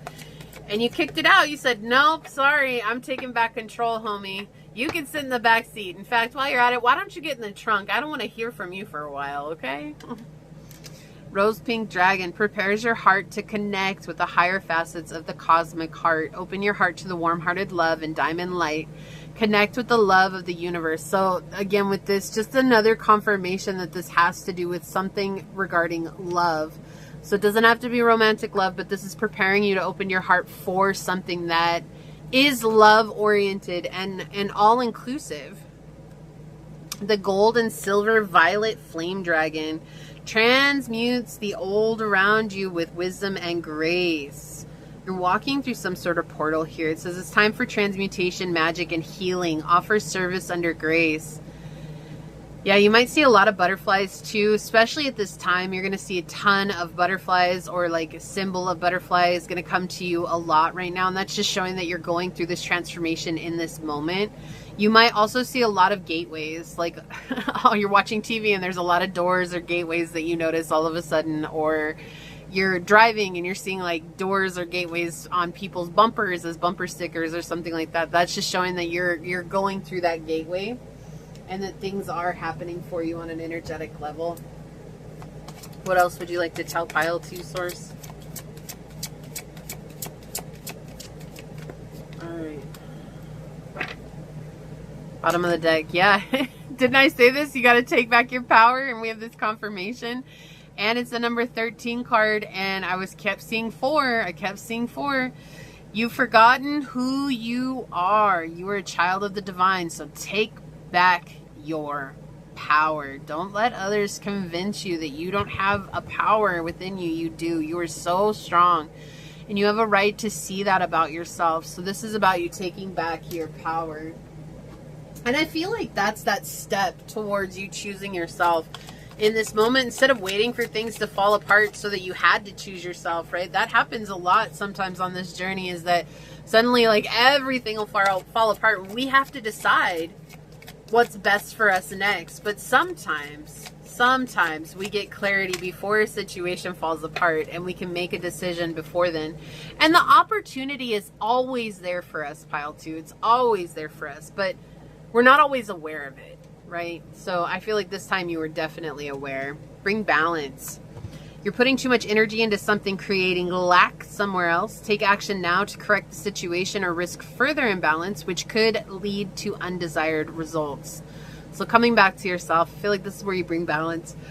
Coming back to your heart too, opening your heart chakra is really powerful right now.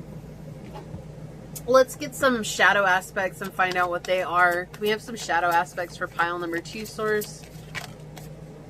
And these are the Shadow Love Oracle, but they're great for looking into the shadow parts of our journeys. Okay, they want one more. Yeah, childish. Oh my gosh. Someone has to be the adult in the room. Maybe the term should be grow up or get out. So this is someone who knows. They know that they're doing this to you. Like, they're aware. They're aware of what they're doing. And they don't want to grow up. They don't, like, again, they're coming back to that. I want to be validated by everyone else. I want to be liked by everyone else. I want everyone to see me. Right? Like, and they don't think that anybody understands what that feels like. And so you've had to take care of them. You've had to take care of their ego. You've had to build them up. There's like a control tactic here with this childish energy, okay? And it's not because children are controlling. That's not what this is. This is someone who's literally throwing temper tantrums to get their way. And they might not be temper tantrums that you see, but that's something that's that energy that they're in. Yeah, distant. Look at this. So far away, physically and emotionally. See if you can rekindle the passion again. But I don't feel like they want you to rekindle the passion. I feel like this is just it. They're just very distant. They're very emotionally distant. They're physically distant. And I feel like if you want to rekindle passion again, it's about rekindling it with yourself. I feel like you've lost sight of your dreams in dealing with this person or this situation. You've lost sight of what you wanted to create. It's been all about them for a while. It's been the focus on them, watching their YouTube, watching their Facebook, watching their TikTok, watching their Insta. I feel like one more wants to come out. Yeah. Yeah, and now it's about refocusing on yourself, especially with health flying out here. Exercise, diet, sleep, and mental relaxation. We said that at the beginning too. This exhaustion, like you're just burnt out. There's a lot of burnout here. It's because you're caring for, or you're showing up for someone who doesn't actually appreciate you showing up. They want to be validated, and they want you to validate them. They want everybody around them to validate them. So it's not just you. It's just, I feel like you're seeing that for what it is now. Yeah, purify, clean up, sweep clean, empty, and organize. So getting rid of things. Again, with the pink coming through here, it's about reopening your heart. Because situations like this can put us up against a wall and make us want to close off our hearts, right? And that's what Source wants us to come back to, that state of love, because that's our natural state. Yeah, sweet results await. So good things are coming for you in the future as you continue through this path. We have Archangel Raphael, justice, discipline, and harmony. I love this for you. So we have the justice in the reverse over here. And now things are coming into balance for you. You're balancing out that energy. Time to breathe out. This came out in another reading not that long ago, so you might have come from that reading as well at some point. But this is just talking about now it's time for you to take that much needed relaxation and to reconnect with yourself, to breathe out, disseminating moon. Be a light to others. You have a powerful message to share. Shine your light on the world so that others can learn from you. Weren't we talking about how this has like kept you distant from putting out what you wanted to? I think I said that on your pile. But if not, I do feel like that's what they're saying, is like you have something to share. So focus on what it is that you want to share with others. Okay. A gift from fate. Fate sometimes surprises us. It may be an opportunity or a person. Cherish these gifts, treat them with gratitude, and they'll make your life better. And I feel like the gift from fate here was with the magnifying glass here, the clarity of the situation. So you didn't have to wait for things to fall apart. You got to choose which direction you wanted to, which made it an aligned redirection. Soar. You're being asked to stop dimming your own light, period. It's time for you to come out of the shadows and let your authentic self soar. Fly high, dear one. Yeah, so it's time for you to see yourself and let yourself be seen. Two-faced. Wow, playing with your emotions is insincere and not who you think. And I feel like this is a really powerful card coming out. It's like you had such high regards for this person. At some point you had them on a pedestal, right? You thought they were really good. You thought like there was all good things about them, but they're not. They're being very childish. They're two-faced. They want the attention on them. They have a neurotic need for approval. They're putting people up against the wall. And I feel like that's the thing. It's hard when we see that truth. It's hard when we see those realities. I wish I could sit up here and tell you everybody in the world is super kind and loving and compassionate. And if that were true, there probably wouldn't even be a need for tarot readers or psychologists or situations where people are going to find help, because we would be in a much more aligned state. But, you know, right now we're realizing that while we can look for the good in people, we also can't look through blinders. We have to see what's really in front of us. Wow, we've got devilish. Trouble follows them around, tempting and addictive charm. So this has been a trauma bond. This is why you were so attracted to this person. This is why you wanted this person so much. This is a trauma bond. This person is not in a positive place. They're not in a place where they can meet you. They're not in a place where they can even grow with you. They're enjoying their very low vibrational energy right now. They could have a alcohol dependency. They could have a sexual dependency as well, like where they're sleeping with a lot of people. This is someone who's just not ready to face their own selves. And so they're using others as a means to escape. Okay. And that would make sense with Pisces if they have Pisces. Pisces also contains addiction and escapism, and so that's something that's coming through as well. We have guard with this defend, protect, and guarantee. So it's necessary for you to protect yourself right now from this situation in particular, but also using your discernment to protect you from future situations like this.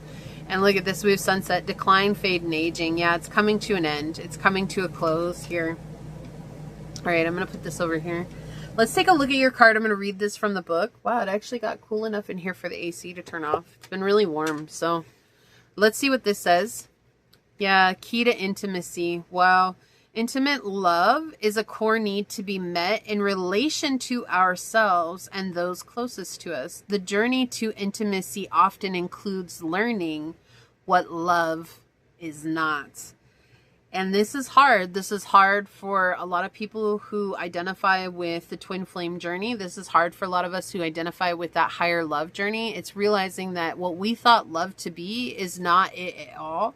What we thought intimacy to be, we realize it's not it at all. And so we're learning as a collective right now how to come to a state of unconditional love so that we can actually ask for a higher vibrational love that is going to be what we want.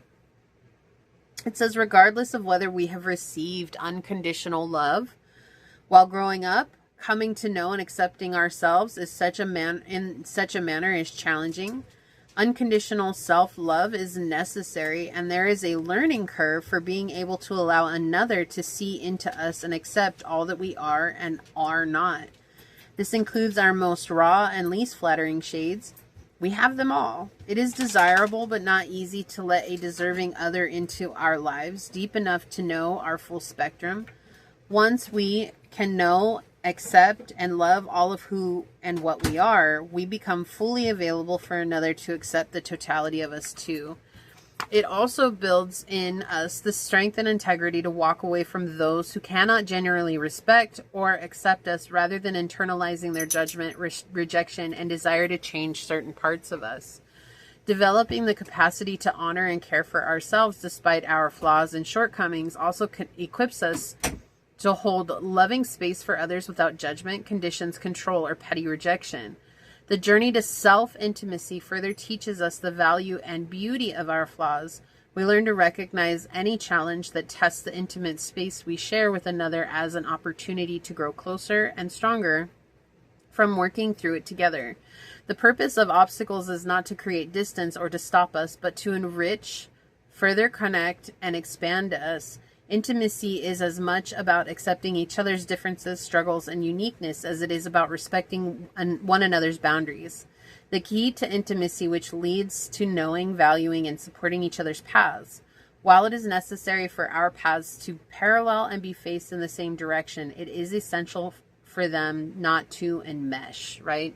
I am not them. They are not me. We are two separate, complete beings on our own journeys along this path. And that's something that's really hard for us to believe in soulmate labeled love, is because it's like, oh, well, they complete me.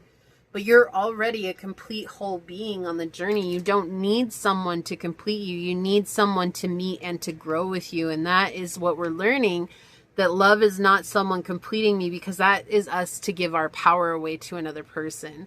So what's happening here is that your aligned redirection has brought you into the state of truly beginning to ask yourself, what does love, unconditional love, and romantic love, and partnership love, and friendship love, what does that mean to you? And as you continue to observe that within yourself, you're going to come closer and closer to your soul tribe, soul family, and the people who are going to be there with you for the rest of your journey. So it's a very powerful energy that's coming through for you today, pile number 2. This is what I see for you. If you would like to claim this reading, you can leave the little candle emoji down below in the description box, or in the description box, in the comments. And let's take a moment to breathe in today's affirmation, and that is, I shine a light on my own heart, and let that light lead me to other hearts that are lit up within, so that we may all come together, grow together, glow together, and be as we are in this moment. Awesome. And if this reading spoke to your soul, please if you'd like, feel free to share your story in the comments and subscribe. You can support our journey and explore today's tools in the description box links. And I would like to offer my deepest gratitude to your guides, your spirit messengers, your angel source, my spirit guides, for anchoring in this energy for us today. And until our paths cross again, pile number 2, stay human. Bye. Welcome back, beautiful souls. I am honored to be sharing this human experience and walk this evolutionary path with you today. Please remember, if a trigger arises during the reading, do not force it to fit, and view that friction as a sacred blueprint for your personal healing and growth. So this is for you, pile 3. We're going to be looking into, is this a fear or aligned redirection? And we're going to get into the dice first, then we're going to get tarot, and then we're going to look at our oracle cards. But this is for those of you that chose the Grape Agate.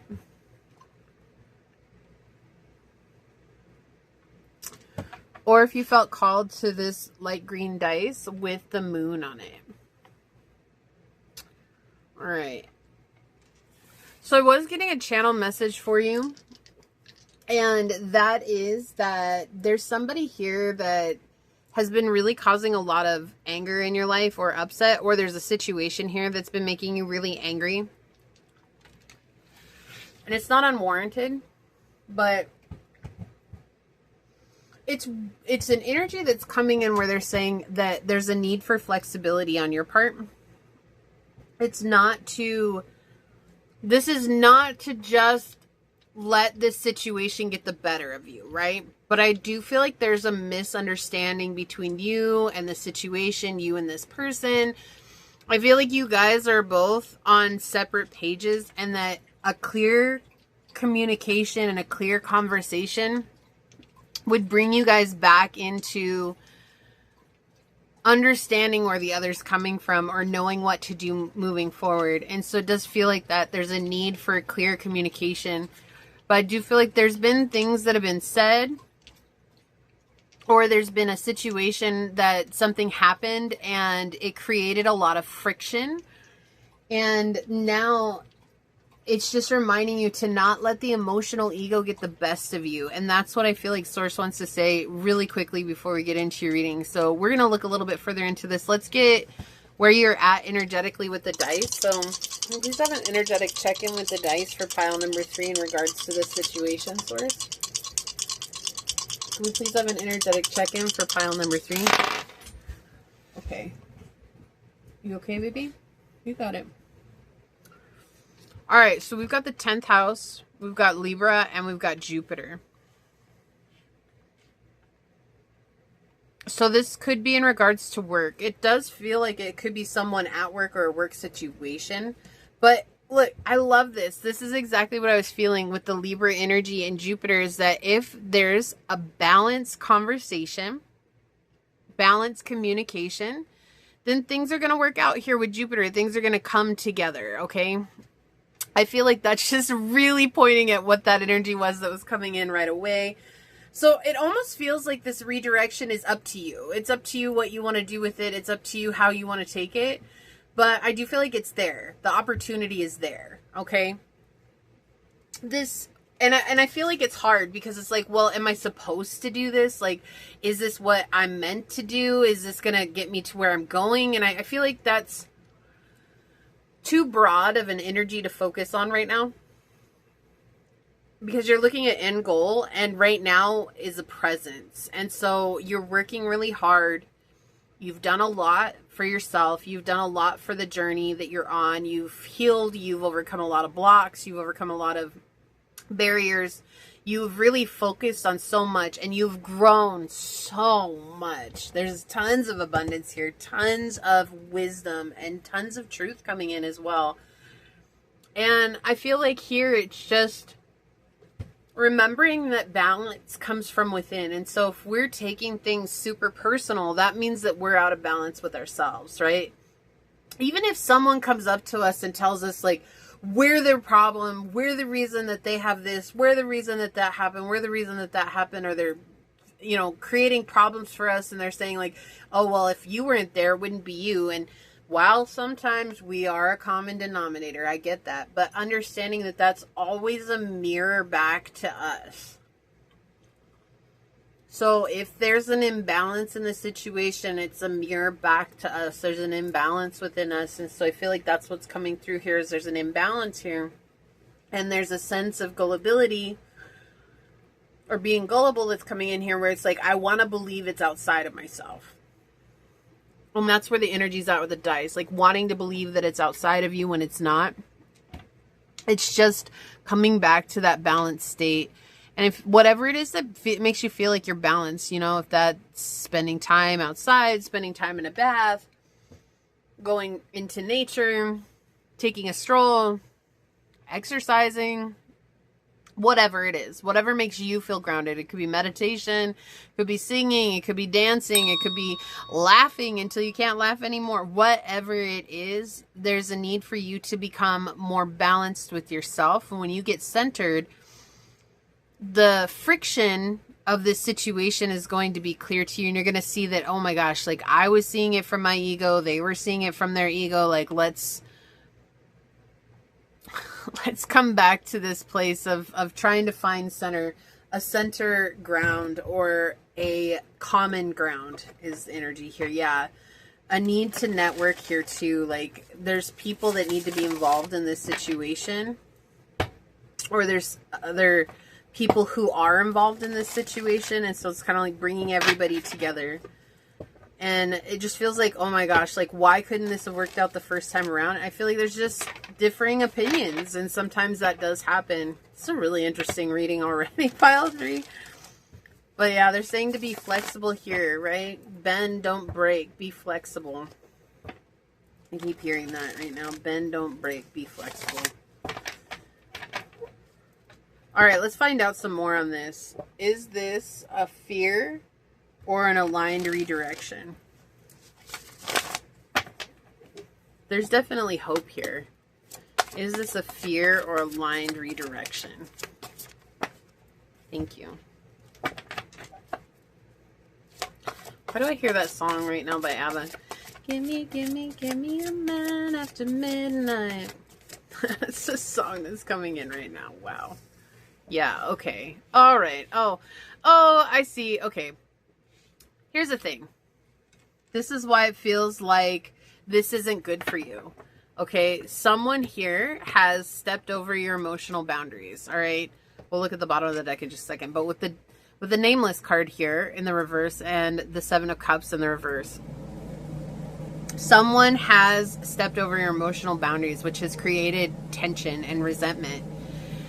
And sometimes it's really good for us to look at the situation. Like if we're angry or if we're feeling resentment, that means that we have allowed someone to take advantage of us, or we have put ourselves out there in a way that we didn't want to put ourselves out there.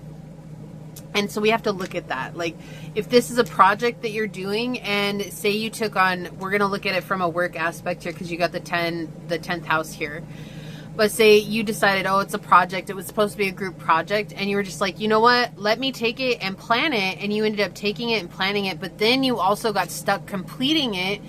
And everybody took credit for it. And you're like, holy crap. Like, why does everybody even have a right to take credit for this when I'm the only one that spent all these hours on that, right? Immediate resentment right away. They don't deserve credit for it. It's me. I'm the one who put in all the work. Okay, that's true. You did put in all the work. But it was assigned as a group project at work.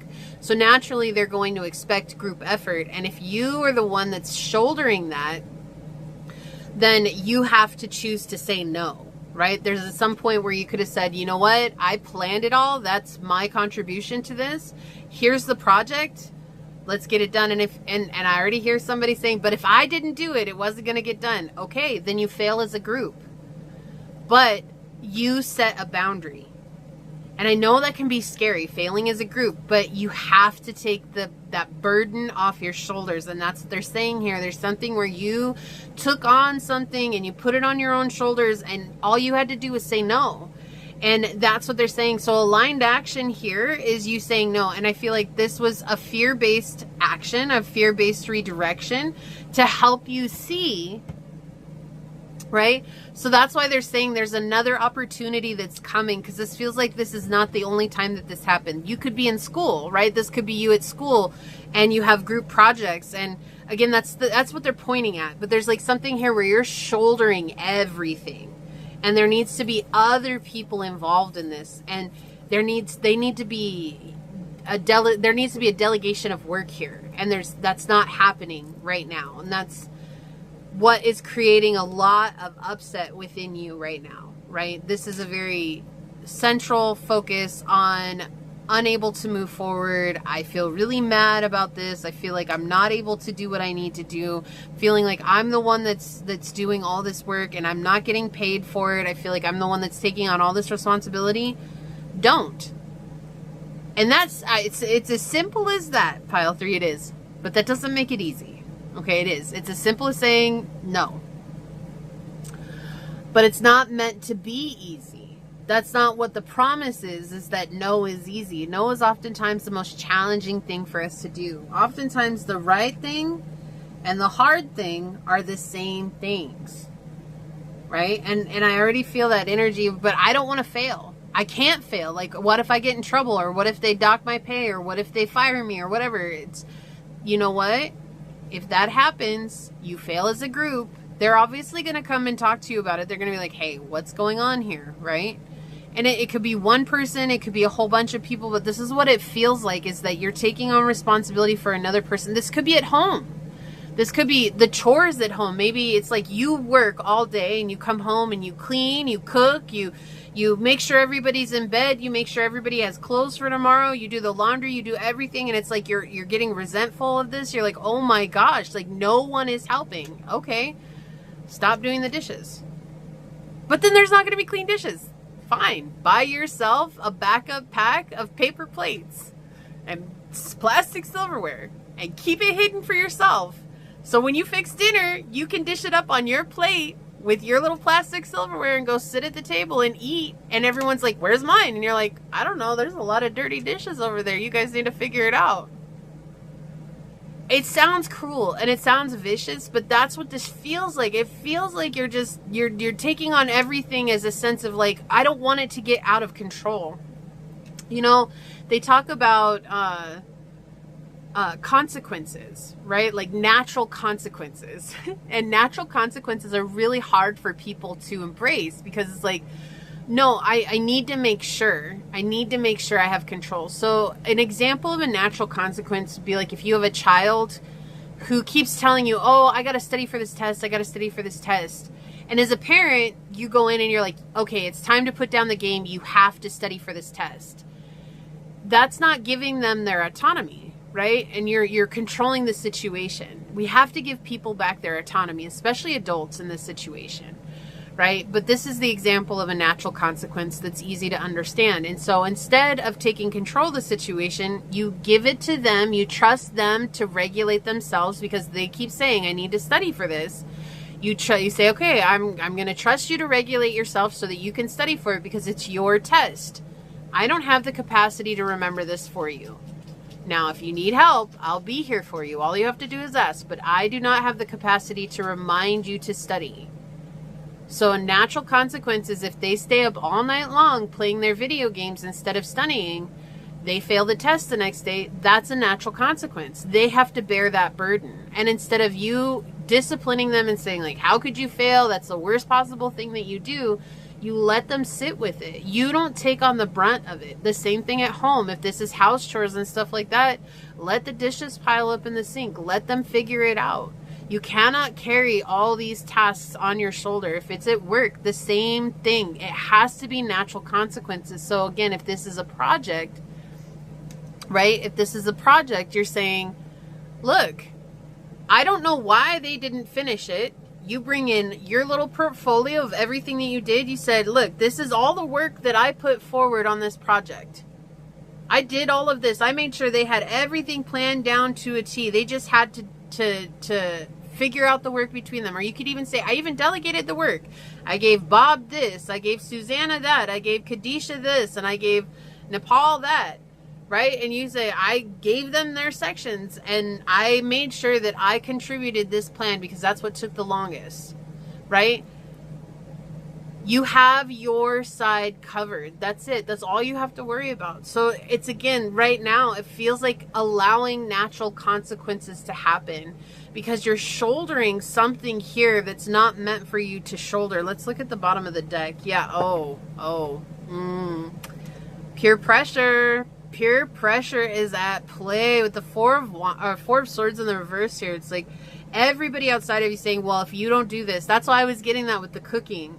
Okay, and it doesn't have to be any of these, but this is the feeling that's coming in, is that somebody or something is pressuring you to take on far more responsibility than is yours to take on.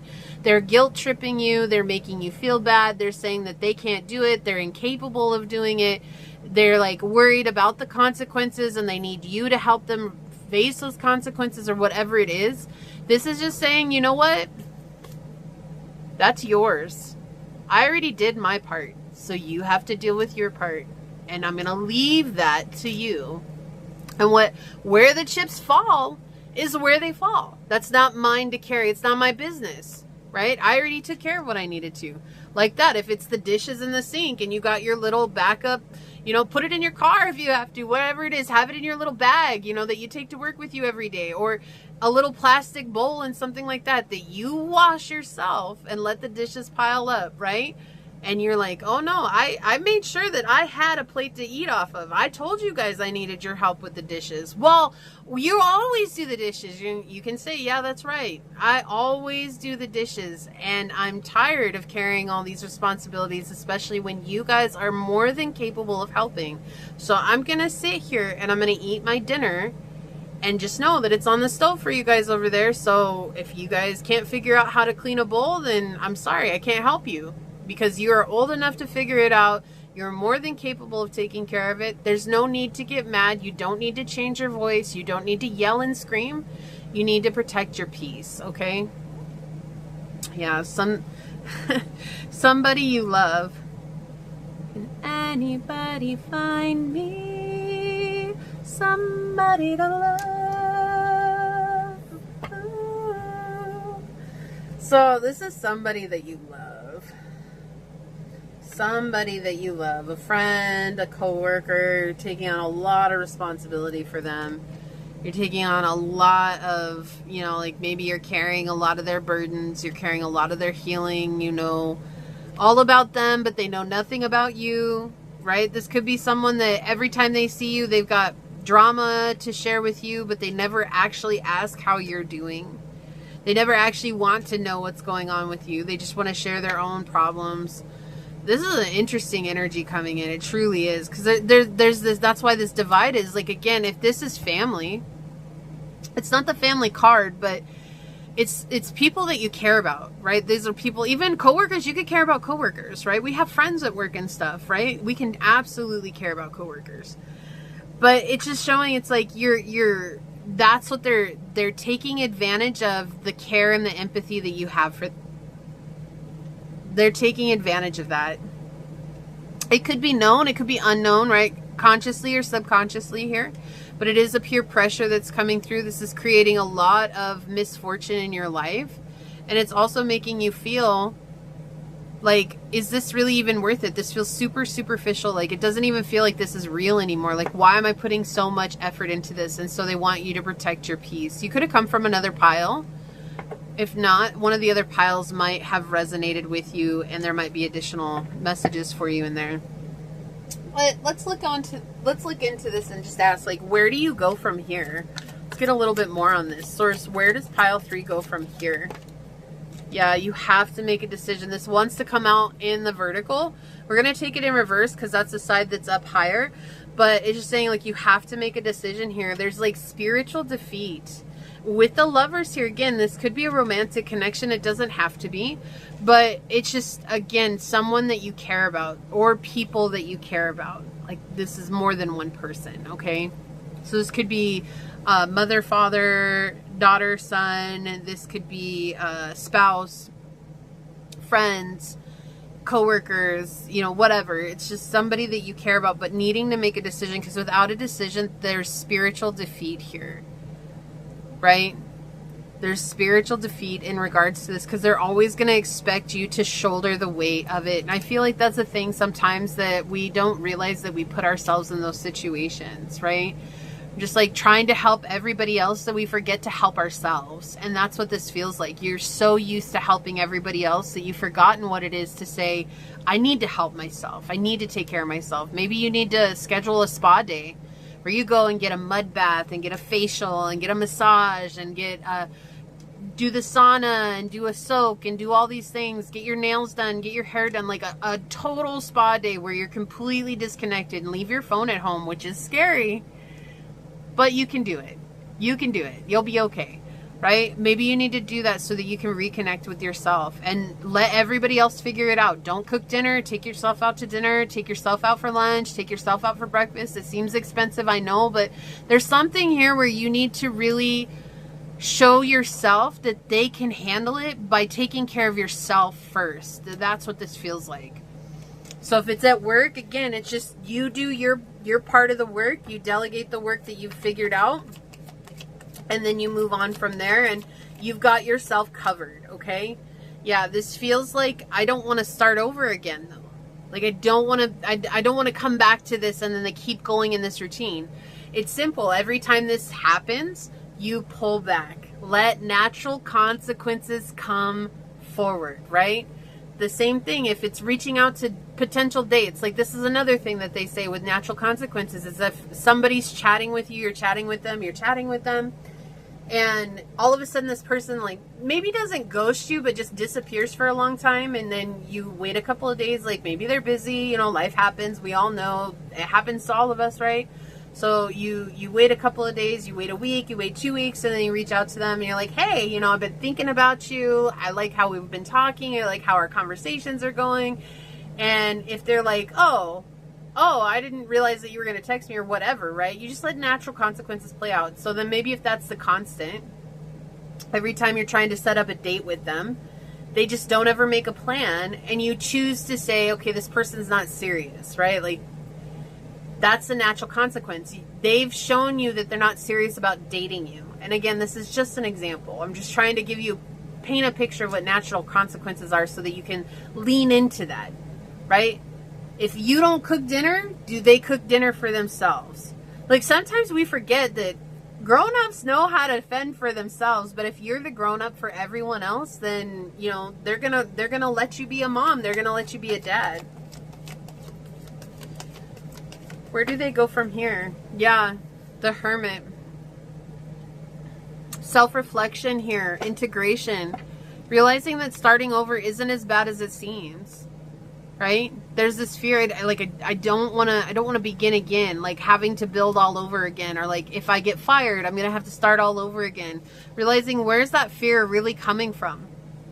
Because it's control. The control that's coming out is based on the ego. And so this is happening because of something that you chose or something that you will choose, but it's like having flexibility here. There's a need for you to set and exert solid boundaries, but also to have a conversation. There's some sort of misunderstanding here. Maybe they don't realize they're taking advantage of you, right? That's what that flexibility at the beginning, maybe they don't realize it. Sometimes if we don't vocalize how we're feeling, people have no idea. They're not mind readers. You're not a mind reader. They're not a mind reader. So if we're not mind readers, we need to vocalize what's actually going on with us. So if it's a spouse, right, just saying like, hey, I really feel like I'm taking on a lot of responsibility. I'm going to work all day. I have to come home and do laundry.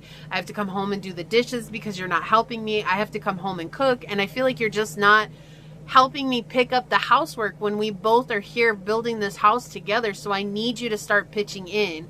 Can we make a chore list so that we both aren't feeling so overwhelmed by the housework, right? That's a viable conversation.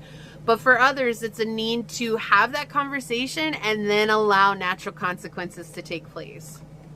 Bottom of the deck, yeah. There's a fear here that they're going to cut you off, abandon you, or that there's going to be a lot of cold energy here. Can't make this up. The 7 of Cups underneath that.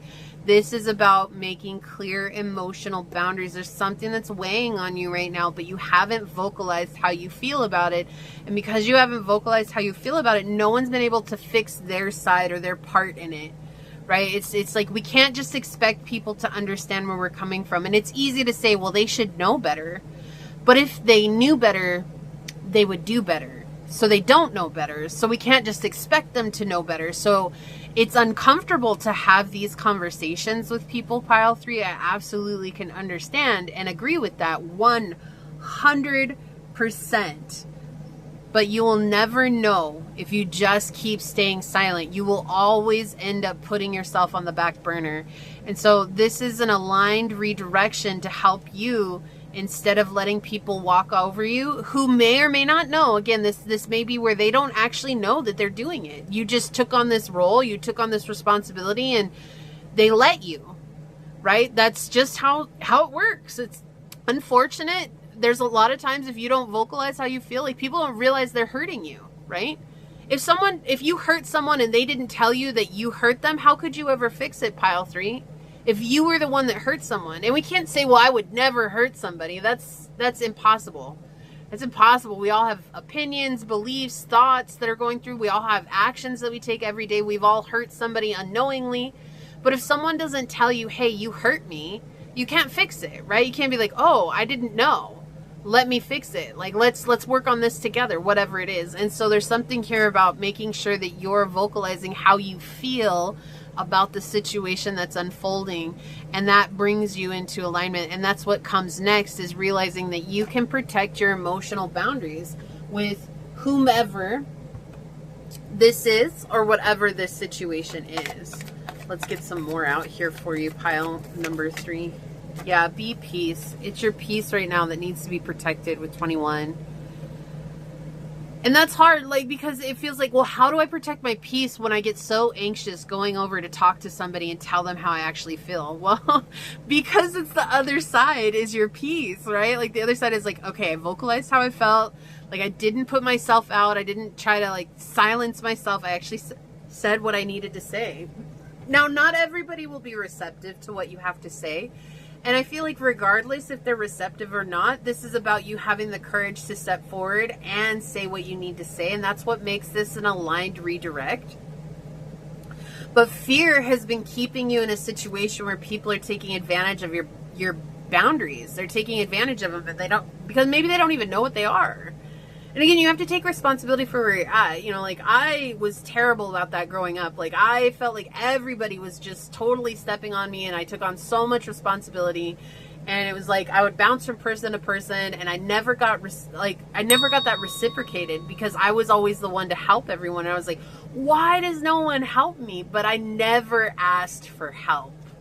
I never said I can't do this. I never said I don't have the energy. I remember one time a friend asked me to go out to a video to see a movie, and I was sick. I was rip roaring sick. I had this ridiculous ear infection, and I was just so afraid that they were going to abandon me if I said no, I don't have the capacity to do this. And I ended up going out to the movie, taking a ridiculous amount of medicine. I don't remember the movie in the movie theater. I literally slept through this movie, paid for it in IMAX and everything, because I couldn't say no. I was so scared of setting a boundary with them, when I'm sure if I had just said, hey, I'm sick, can we reschedule? They would have been like, yeah, sure.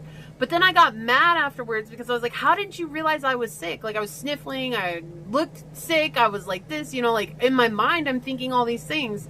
But now as I've grown spiritually, I look back at some of those situations, I realize I never told anybody how I was actually feeling. I never told anybody what was going on internally. So how was I supposed, even being sick, like how was I supposed to expect them to know that I was sick when I was just, every time they're like, are you okay? I was like, yeah, I'm fine. Right? If I'm the one that's creating the situation like that, I have to take accountability for that. But sometimes it's hard for us. Like, we just want people to attend to our needs the way that we would attend to others, but not, very rarely are we going to find somebody in this life who's like us, who attends to our needs the way that we automatically attend to others. So we cannot expect that. So we have to do that for ourselves. We have to attend to our needs the way we do to others. And so I feel like that's this thing. And your redirection is asking you for that. But it's also telling you to step away from fear and come back into setting solid boundaries. Right? Look at that. You are never alone. I feel like that's the thing. Look at this beautiful picture with these otters. They're like hugging each other. So sweet. I feel like that's the thing. Like, whomever this is, they just didn't know.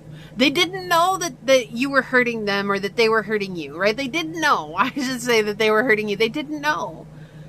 But be flexible, right? You're not alone. I feel like they're here to help you. They like you. They care about you. They want to be there for you. But if you never ask for help, or if you never tell them how you feel, they're going to continue down the same path that they're going on. Not because they're toxic for you, but because they don't know any better, because you've never given them a boundary. You know, and sometimes we think that people are super toxic for us or super bad for us when we've never, ever even tried to be the healed one to come into the situation, right? We just expect them to know what our boundaries are. We can't expect people to know us at all. At all. Even if they've been in our lives for a long time, we just can't expect that. Child divine, it says innocence, purity, and redemption. Redemption's the one that's standing out here. Suggests a special connection with the divine, and the shadows an inability to defend oneself against negative forces. And I feel like even just forceful forces too here is coming through with child divine. So there's a need for you to just really state clearly what's going on with your boundaries, and then, you know, remember that everybody's human. We all make mistakes. And sometimes I feel like this spiritual journey is saying like, oh, we can't be human. We cannot make mistakes, because the minute that anybody makes a mistake, you're immediately labeled as toxic. But that's not fair. When we make mistakes, we don't feel like we're toxic. We made a mistake. You know, we want someone to give us space and grace for that mistake. And we should also be that for others, and try to find a way to connect with others. But for some of you, maybe that's not going to happen with this person. But I do feel like once you have that conversation, that it's going to give you a clear understanding of where you're going to go. But right now, this redirection that you're in is about you understanding yourself with the Hermit, and the 7 of Cups on the bottom is understanding your limits. Yeah, Goddess. The feminine expressed through wisdom, nature, life force, and sensuality. And the shadow is exploitation of the female nature and form. So I do feel like you're feeling exploited at some points, not necessarily because of your female form or your guy on here or whatever. I do feel like there's some sort of feeling exploited by this situation. Like people are taking advantage of you. And it's just about coming back to that natural wisdom and setting those boundaries and saying those boundaries aloud. If you don't say a boundary aloud, you cannot expect people to just know what it is, right? And I'm not trying to pick on you or anything like that. It might sound like that, but this is just what's coming through. Like I said, if honestly, if someone had told me that when I was back in the day doing that and went to the movie with my friend, I'd have been like, no, because they're my friend. Like, I need to go and see them. Like, you don't understand. And people would be like, no, we understand. You need to rest. Like, rest is more important. You know, you need to make sure that you're healthy, because going and watching this movie is not you taking care of yourself. You know, like, I would have been stubborn about it. I'd be like, you don't get it. You don't get it. Like, they should just know. Like, she should just know that I'm sick. We've been friends for years, and she should just know. But again, looking back now, I realize, like, I was the one that set up that situation, because I never, ever told anybody the truth about how I felt about anything. I was, like, hiding behind my emotions. I was like, nope, you should just understand me. Part of that's being Pisces. Part of that's because I have a Scorpio moon. But I just, you know, I just always felt like everybody should see me through the same eyes that I saw everybody else. But what a ridiculous standard to put on everyone else. Right? Like, from a personal standpoint, like, looking at myself, like, what a ridiculous standard. I would never want someone to put that expectation on me. But here I was living from that expectation for others. And so just taking accountability for that and realizing that old version of myself, that's who she was. And that's okay. That was just a shadow part of myself that was projecting out to the world and projecting onto myself even, you know, and recognizing that and showing her love and bringing her back and saying, it's okay. I'm not going to judge you anymore. I'm not going to be rude to you anymore. I'm just going to accept that that's a part of our journey. And it is what it was meant to be. And now we're aware. Now we can ask for help. Now we can set physical boundaries with our voice.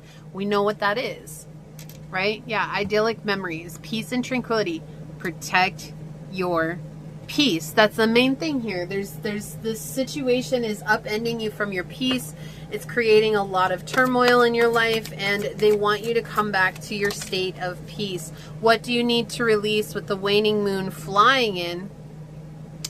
A lot of reflection here. Whenever I see snow, I always think about reflection, coming into that time of even hermitude, right? Like, coming into that space of really reflecting on ourselves in the stillness. What do you need to release? Look at that south node. Don't let your past hold you back, right? So there's something here that's coming from the past, which totally makes sense. And so I was sharing that story with you because it's something from the past, but that doesn't have to be who I am now, right? Like, now I can tell people I'm sick. Now I can tell people I don't have the capacity to hang out with you. Sometimes I'll even tell people, like, hey, I go silent for a long time sometimes, and don't think about it's me ghosting you or anything like that. I'll always come back. But I need to reconnect with myself. So I set up the expectation, like, if I disappear for a while, you can check in on me. I appreciate that. I really will always appreciate you checking in on me. But sometimes I just really need to reconnect. So letting people know that up front, rather than expecting them, like, going quiet and testing people, like, are you going to reach out to me? Are you going to ask me that you care? Like, you know, instead of being in that energy, I realized, like, I need to vocalize where I'm at on my journey now. So not letting the past hold you back. That's what this really feels like, is just vocalizing where you're at right now. Really just being true and being honest with yourself, right? Sometimes we're not honest with ourselves where we're at on our journey. Pure white dragon from Orion transforms your ascension knowledge into pure wisdom. Process what you know. Act with truth and honesty. I was just saying that sometimes it's hard for us to be honest with ourselves. Let your wings of light grow and expand. Yeah, and that's the thing. Like, you've done a lot of healing and you know a lot about yourself. You know a lot about this journey. But don't ever, like, that's the thing, like, no matter how much we grow, like, even myself, like, I'm always reminding myself, no matter how much I grow and expand, no matter how much I learn, I'm never gonna be free from my past. And I have to accept that. I have to accept that sometimes I'm gonna be in a past version of myself. And then now I can come into awareness and acceptance of that when it arises. And instead of being judgmental and self-blaming and self-judge and self-hurting and self-deprecating, like, I can say, hey, it's cool. I'm aware of it now. It's in my awareness. Now when it comes up again, I will do my best to align with the highest version of myself in these certain situations. It's not about being cruel and vicious to ourselves. It's not about being cruel and vicious to others. It's about coming from a place of love and light. And that's much, much easier said than done. Love and light is a beautiful thing. for all of us. It's a beautiful thing. It's a beautiful thing until we don't want to come from love and light. And then it's the furthest thing from our minds. And that's okay. That's because we're human. That's just by design. Right? So instead of beating yourself up, and also in this situation, I feel like instead of being like, oh, they're toxic, they're the worst person for me, you know, like, have you had those difficult conversations with them? And if not, then what's preventing you from saying these things to them? Like, what's the fear that's happening inside of you? Because I do feel like, again, it was a fear-based redirection to bring you into an aligned redirection. You are protected. You are safe within my bubble of light. You can proceed with confidence. Right. So, like, everything is going to work out for you. Everything's coming into alignment for you. You don't have to worry about this like that any longer. I feel like it's just been, it's been rough, and it's understandable that it's been rough. Okay. All right, let's get a couple of more cards out for you, and we'll see what more messages come through for you. Growing. Doing anything requires perseverance. If you don't give up when you encounter setbacks and persist, you will get closer to your goal. Perseverance is the key to success and makes you indomitable in the face of difficulties. Yeah, it's all about taking the time to grow. Let the growth align you. We're never going to be perfect. No matter how hard we try, no matter how much we want to be, we're never going to be perfect. Let's see if there's some shadow aspects that come through here for you, okay? What are some shadow aspects that pile number 3 needs to look out for? Okay, they want one more. Shadow aspects that pile number 3 needs to look out for, source. Yeah, negativity. Yep. Like a dark cloud above you are depressed, extreme moods. Yeah, so there's a lot of negativity here. And again, it's just the past that's surfacing.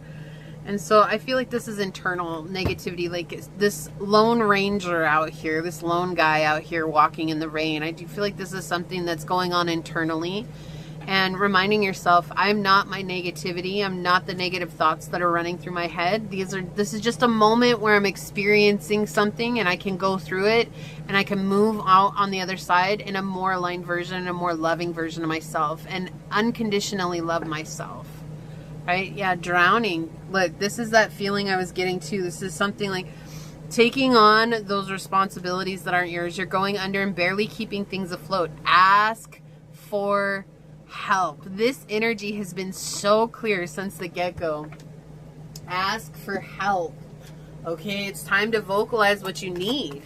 I feel like it's like there's this energy where it's like, well, you should just know. That's what it is. And maybe that's because growing up in your house, your parents were like, you should just know what needs to be done, what needs to be cleaned, what needs to be fixed, what needs to be taken care of. But that's an old energy. That's an illusion. No one should just know, right? And that's the same with that belief of, well, they should just know better. Look, it's a nice sentiment. They should just know better, right? Did you ever get told that as a kid? You should know better.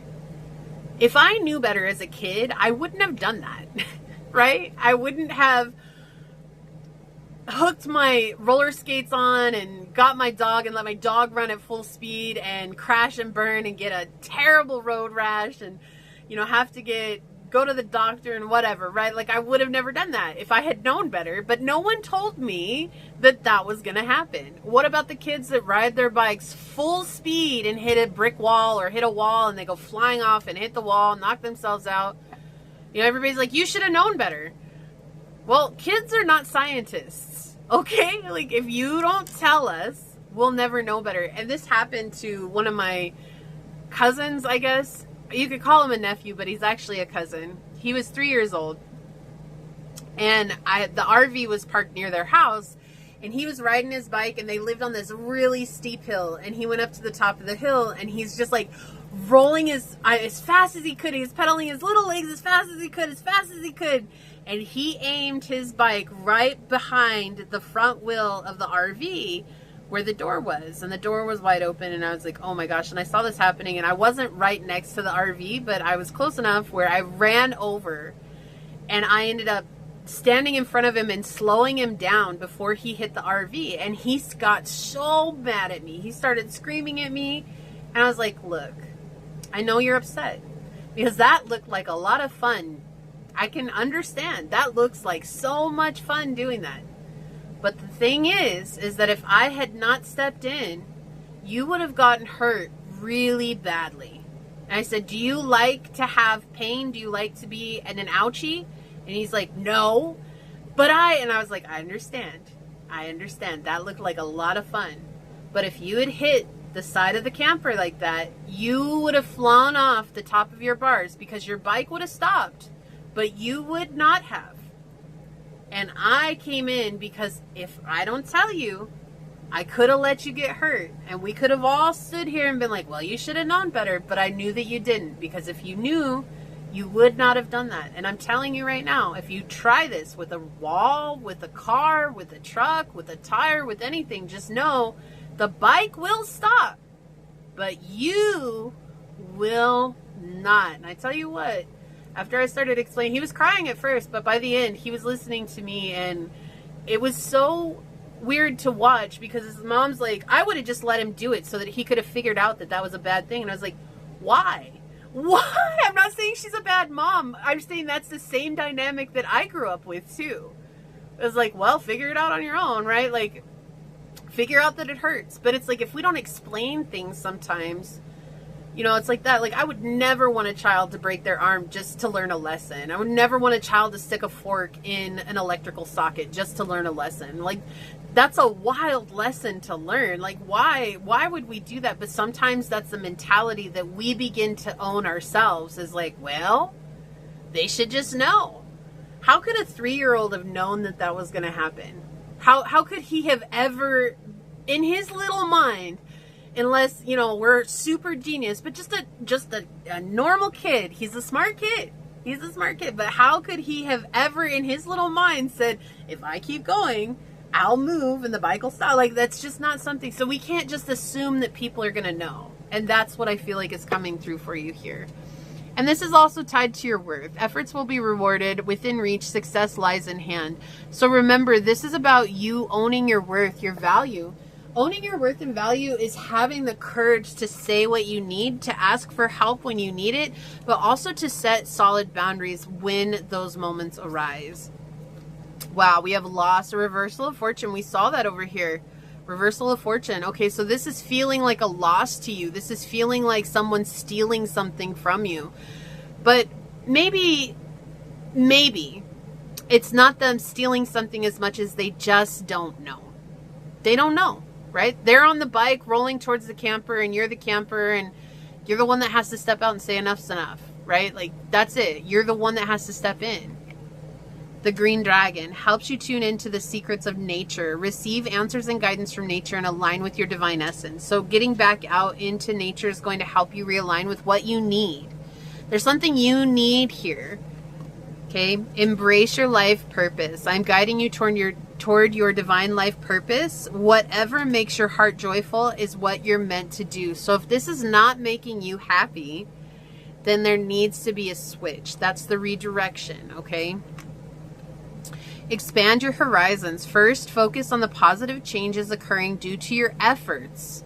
Then expand your horizons and permit yourself to try something new. So many positive shifts are in store for you. The world around you is changing in favor of your intentions. So you're expanding. You've grown a lot. We see that, right? But no matter how much we grow, we still need to be aware of ourselves and aware of the things around us. And that's not a bad thing. Like, let's not look at that as a negative thing. That's just a part of the journey. Communication. Communication is the bridge that connects people. Good communication can eliminate misunderstandings. Let's just call it a wrap, pile 3. We're just going to call it a wrap, okay? It says, enhance feelings and solve problems. When we communicate with others, we should express our thoughts and feelings sincerely and listen to each other carefully. This is about communicating what it is that you need. There's something that you have not been saying or something that you haven't been vocalizing, and now is the time for you to vocalize what you need, how you feel, what's going on, what you need to ask for help, whatever it is, you need to communicate it. And I feel like that's the thing. From the start, this has felt like a misunderstanding all along. But this old pattern is coming up where it just feels like maybe this is a mom's voice or a dad's voice where it's like, well, they should just know better. But I don't feel like this is your voice. I feel like this is just covering up your voice because it's something that you've leaned into for so long because you were conditioned to believe that this should be the way things are. A vicious circle, patterns of relationship issues, bad habits, a no-win situation. Yeah, so very clear message here, very clear. This is a vicious cycle. Okay, it's a vicious, vicious cycle. This is a bad habit that keeps coming up. And again, it's not yours to own. It's not even yours to hold on to. It's just to observe when those bad habits arise so that you can let go of them. Escape. Love is an emotional escape for you. Be sure you are getting involved for the right reasons. Yeah, so this is another thing here too. We were saying about the dating, right? So, you know, not just trying to fill that space either. Don't let yourself just be like, oh, they're toxic, I need to move on. Are they truly toxic for you? Or is this a repeat pattern that's coming up? And your discernment will tell you, but sometimes we mistake discernment, our emotional ego, for discernment because we're afraid of getting hurt, because we're afraid that, oh, it's not love if it's not easy. And love is a challenge no matter how you look at it. You're coming together with another person that has a whole personality for themselves. And there's a growth cycle where you guys are going to have arguments. You guys are going to disagree. You guys are going to have to compromise with one another. And that takes a lot of work. But a lot of people romanticize love and say, if it's not easy, it's not yours. And that's not true. Even on this journey of unconditional love, to unconditionally love someone is a challenge because it means we have to put aside our ego and say, no matter how this person treats me, no matter how this person shows up in regards to me, no matter what this person says, I love them regardless. But remembering that unconditional love is not an automatic open the door back into our lives. So not confusing those two things, but also remembering that to come together with somebody in this journey, whether that's a coworker, a friend, a relationship, a loved one, a family member, whatever, if we're not communicating and we don't have a healthy communication style, that's what's toxic. Not the relationship itself. What's toxic is our inability to communicate clearly what we need, and it takes a small shift. That's all. Okay, it's us reliving old patterns of ourselves. It's not us being toxic. It's not them being toxic. It's a toxic pattern in play. Okay. Care, teach, accompany, assist, and support. Yeah, so whoever's involved in this, they actually really care about you a lot. Like, I really feel like they do. They love you. They care about you. They want to see good things for you. They just don't know that, you know, they don't know. They don't know that they hurt you. They don't know this energy, okay? They're just assuming that everything's okay. Family, yeah. Roots, bloodline, and togetherness. So this could be family. Again, even that with the dishes, like that. If natural consequences have to come into play, let them come into play. But if you don't communicate first, then don't just jump to natural consequences, right? Again, we even saw that with if it's a child who needs to study. You tell them, okay, I don't have the capacity to remind you you need to study. You told me that's your reminder. So make sure you take care of yourself. You're going to parent yourself now in regards to that. It's your job to maintain that. And, you know, I'm going to let the cards fall where they may. I cannot control the outcome for you.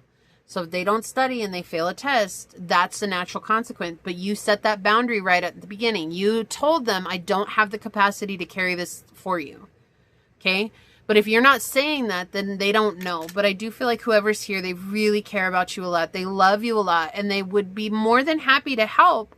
But they just don't know that they need to or that they even should, right? So we need to stop looking at it like they should know better. And instead look at it as like, how can I communicate better? How can I communicate more effectively for myself? Okay, let's take a look at this. I'm going to read this from the book. We have intention.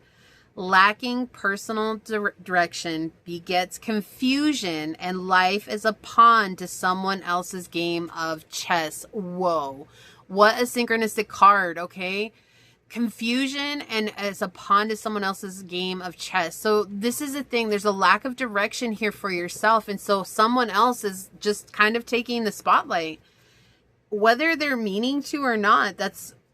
Again, it doesn't feel like this is someone that's being vicious towards you. It doesn't at all. But it feels like you're at the whim of them without realizing it. Okay, so let's read this from the book and see what this says. Betrayal, heartbreak, and bewilderment follow the choices we allow others to make for us, or that we make for ourselves without clarity, deliberation, and conscious intention toward what we most value.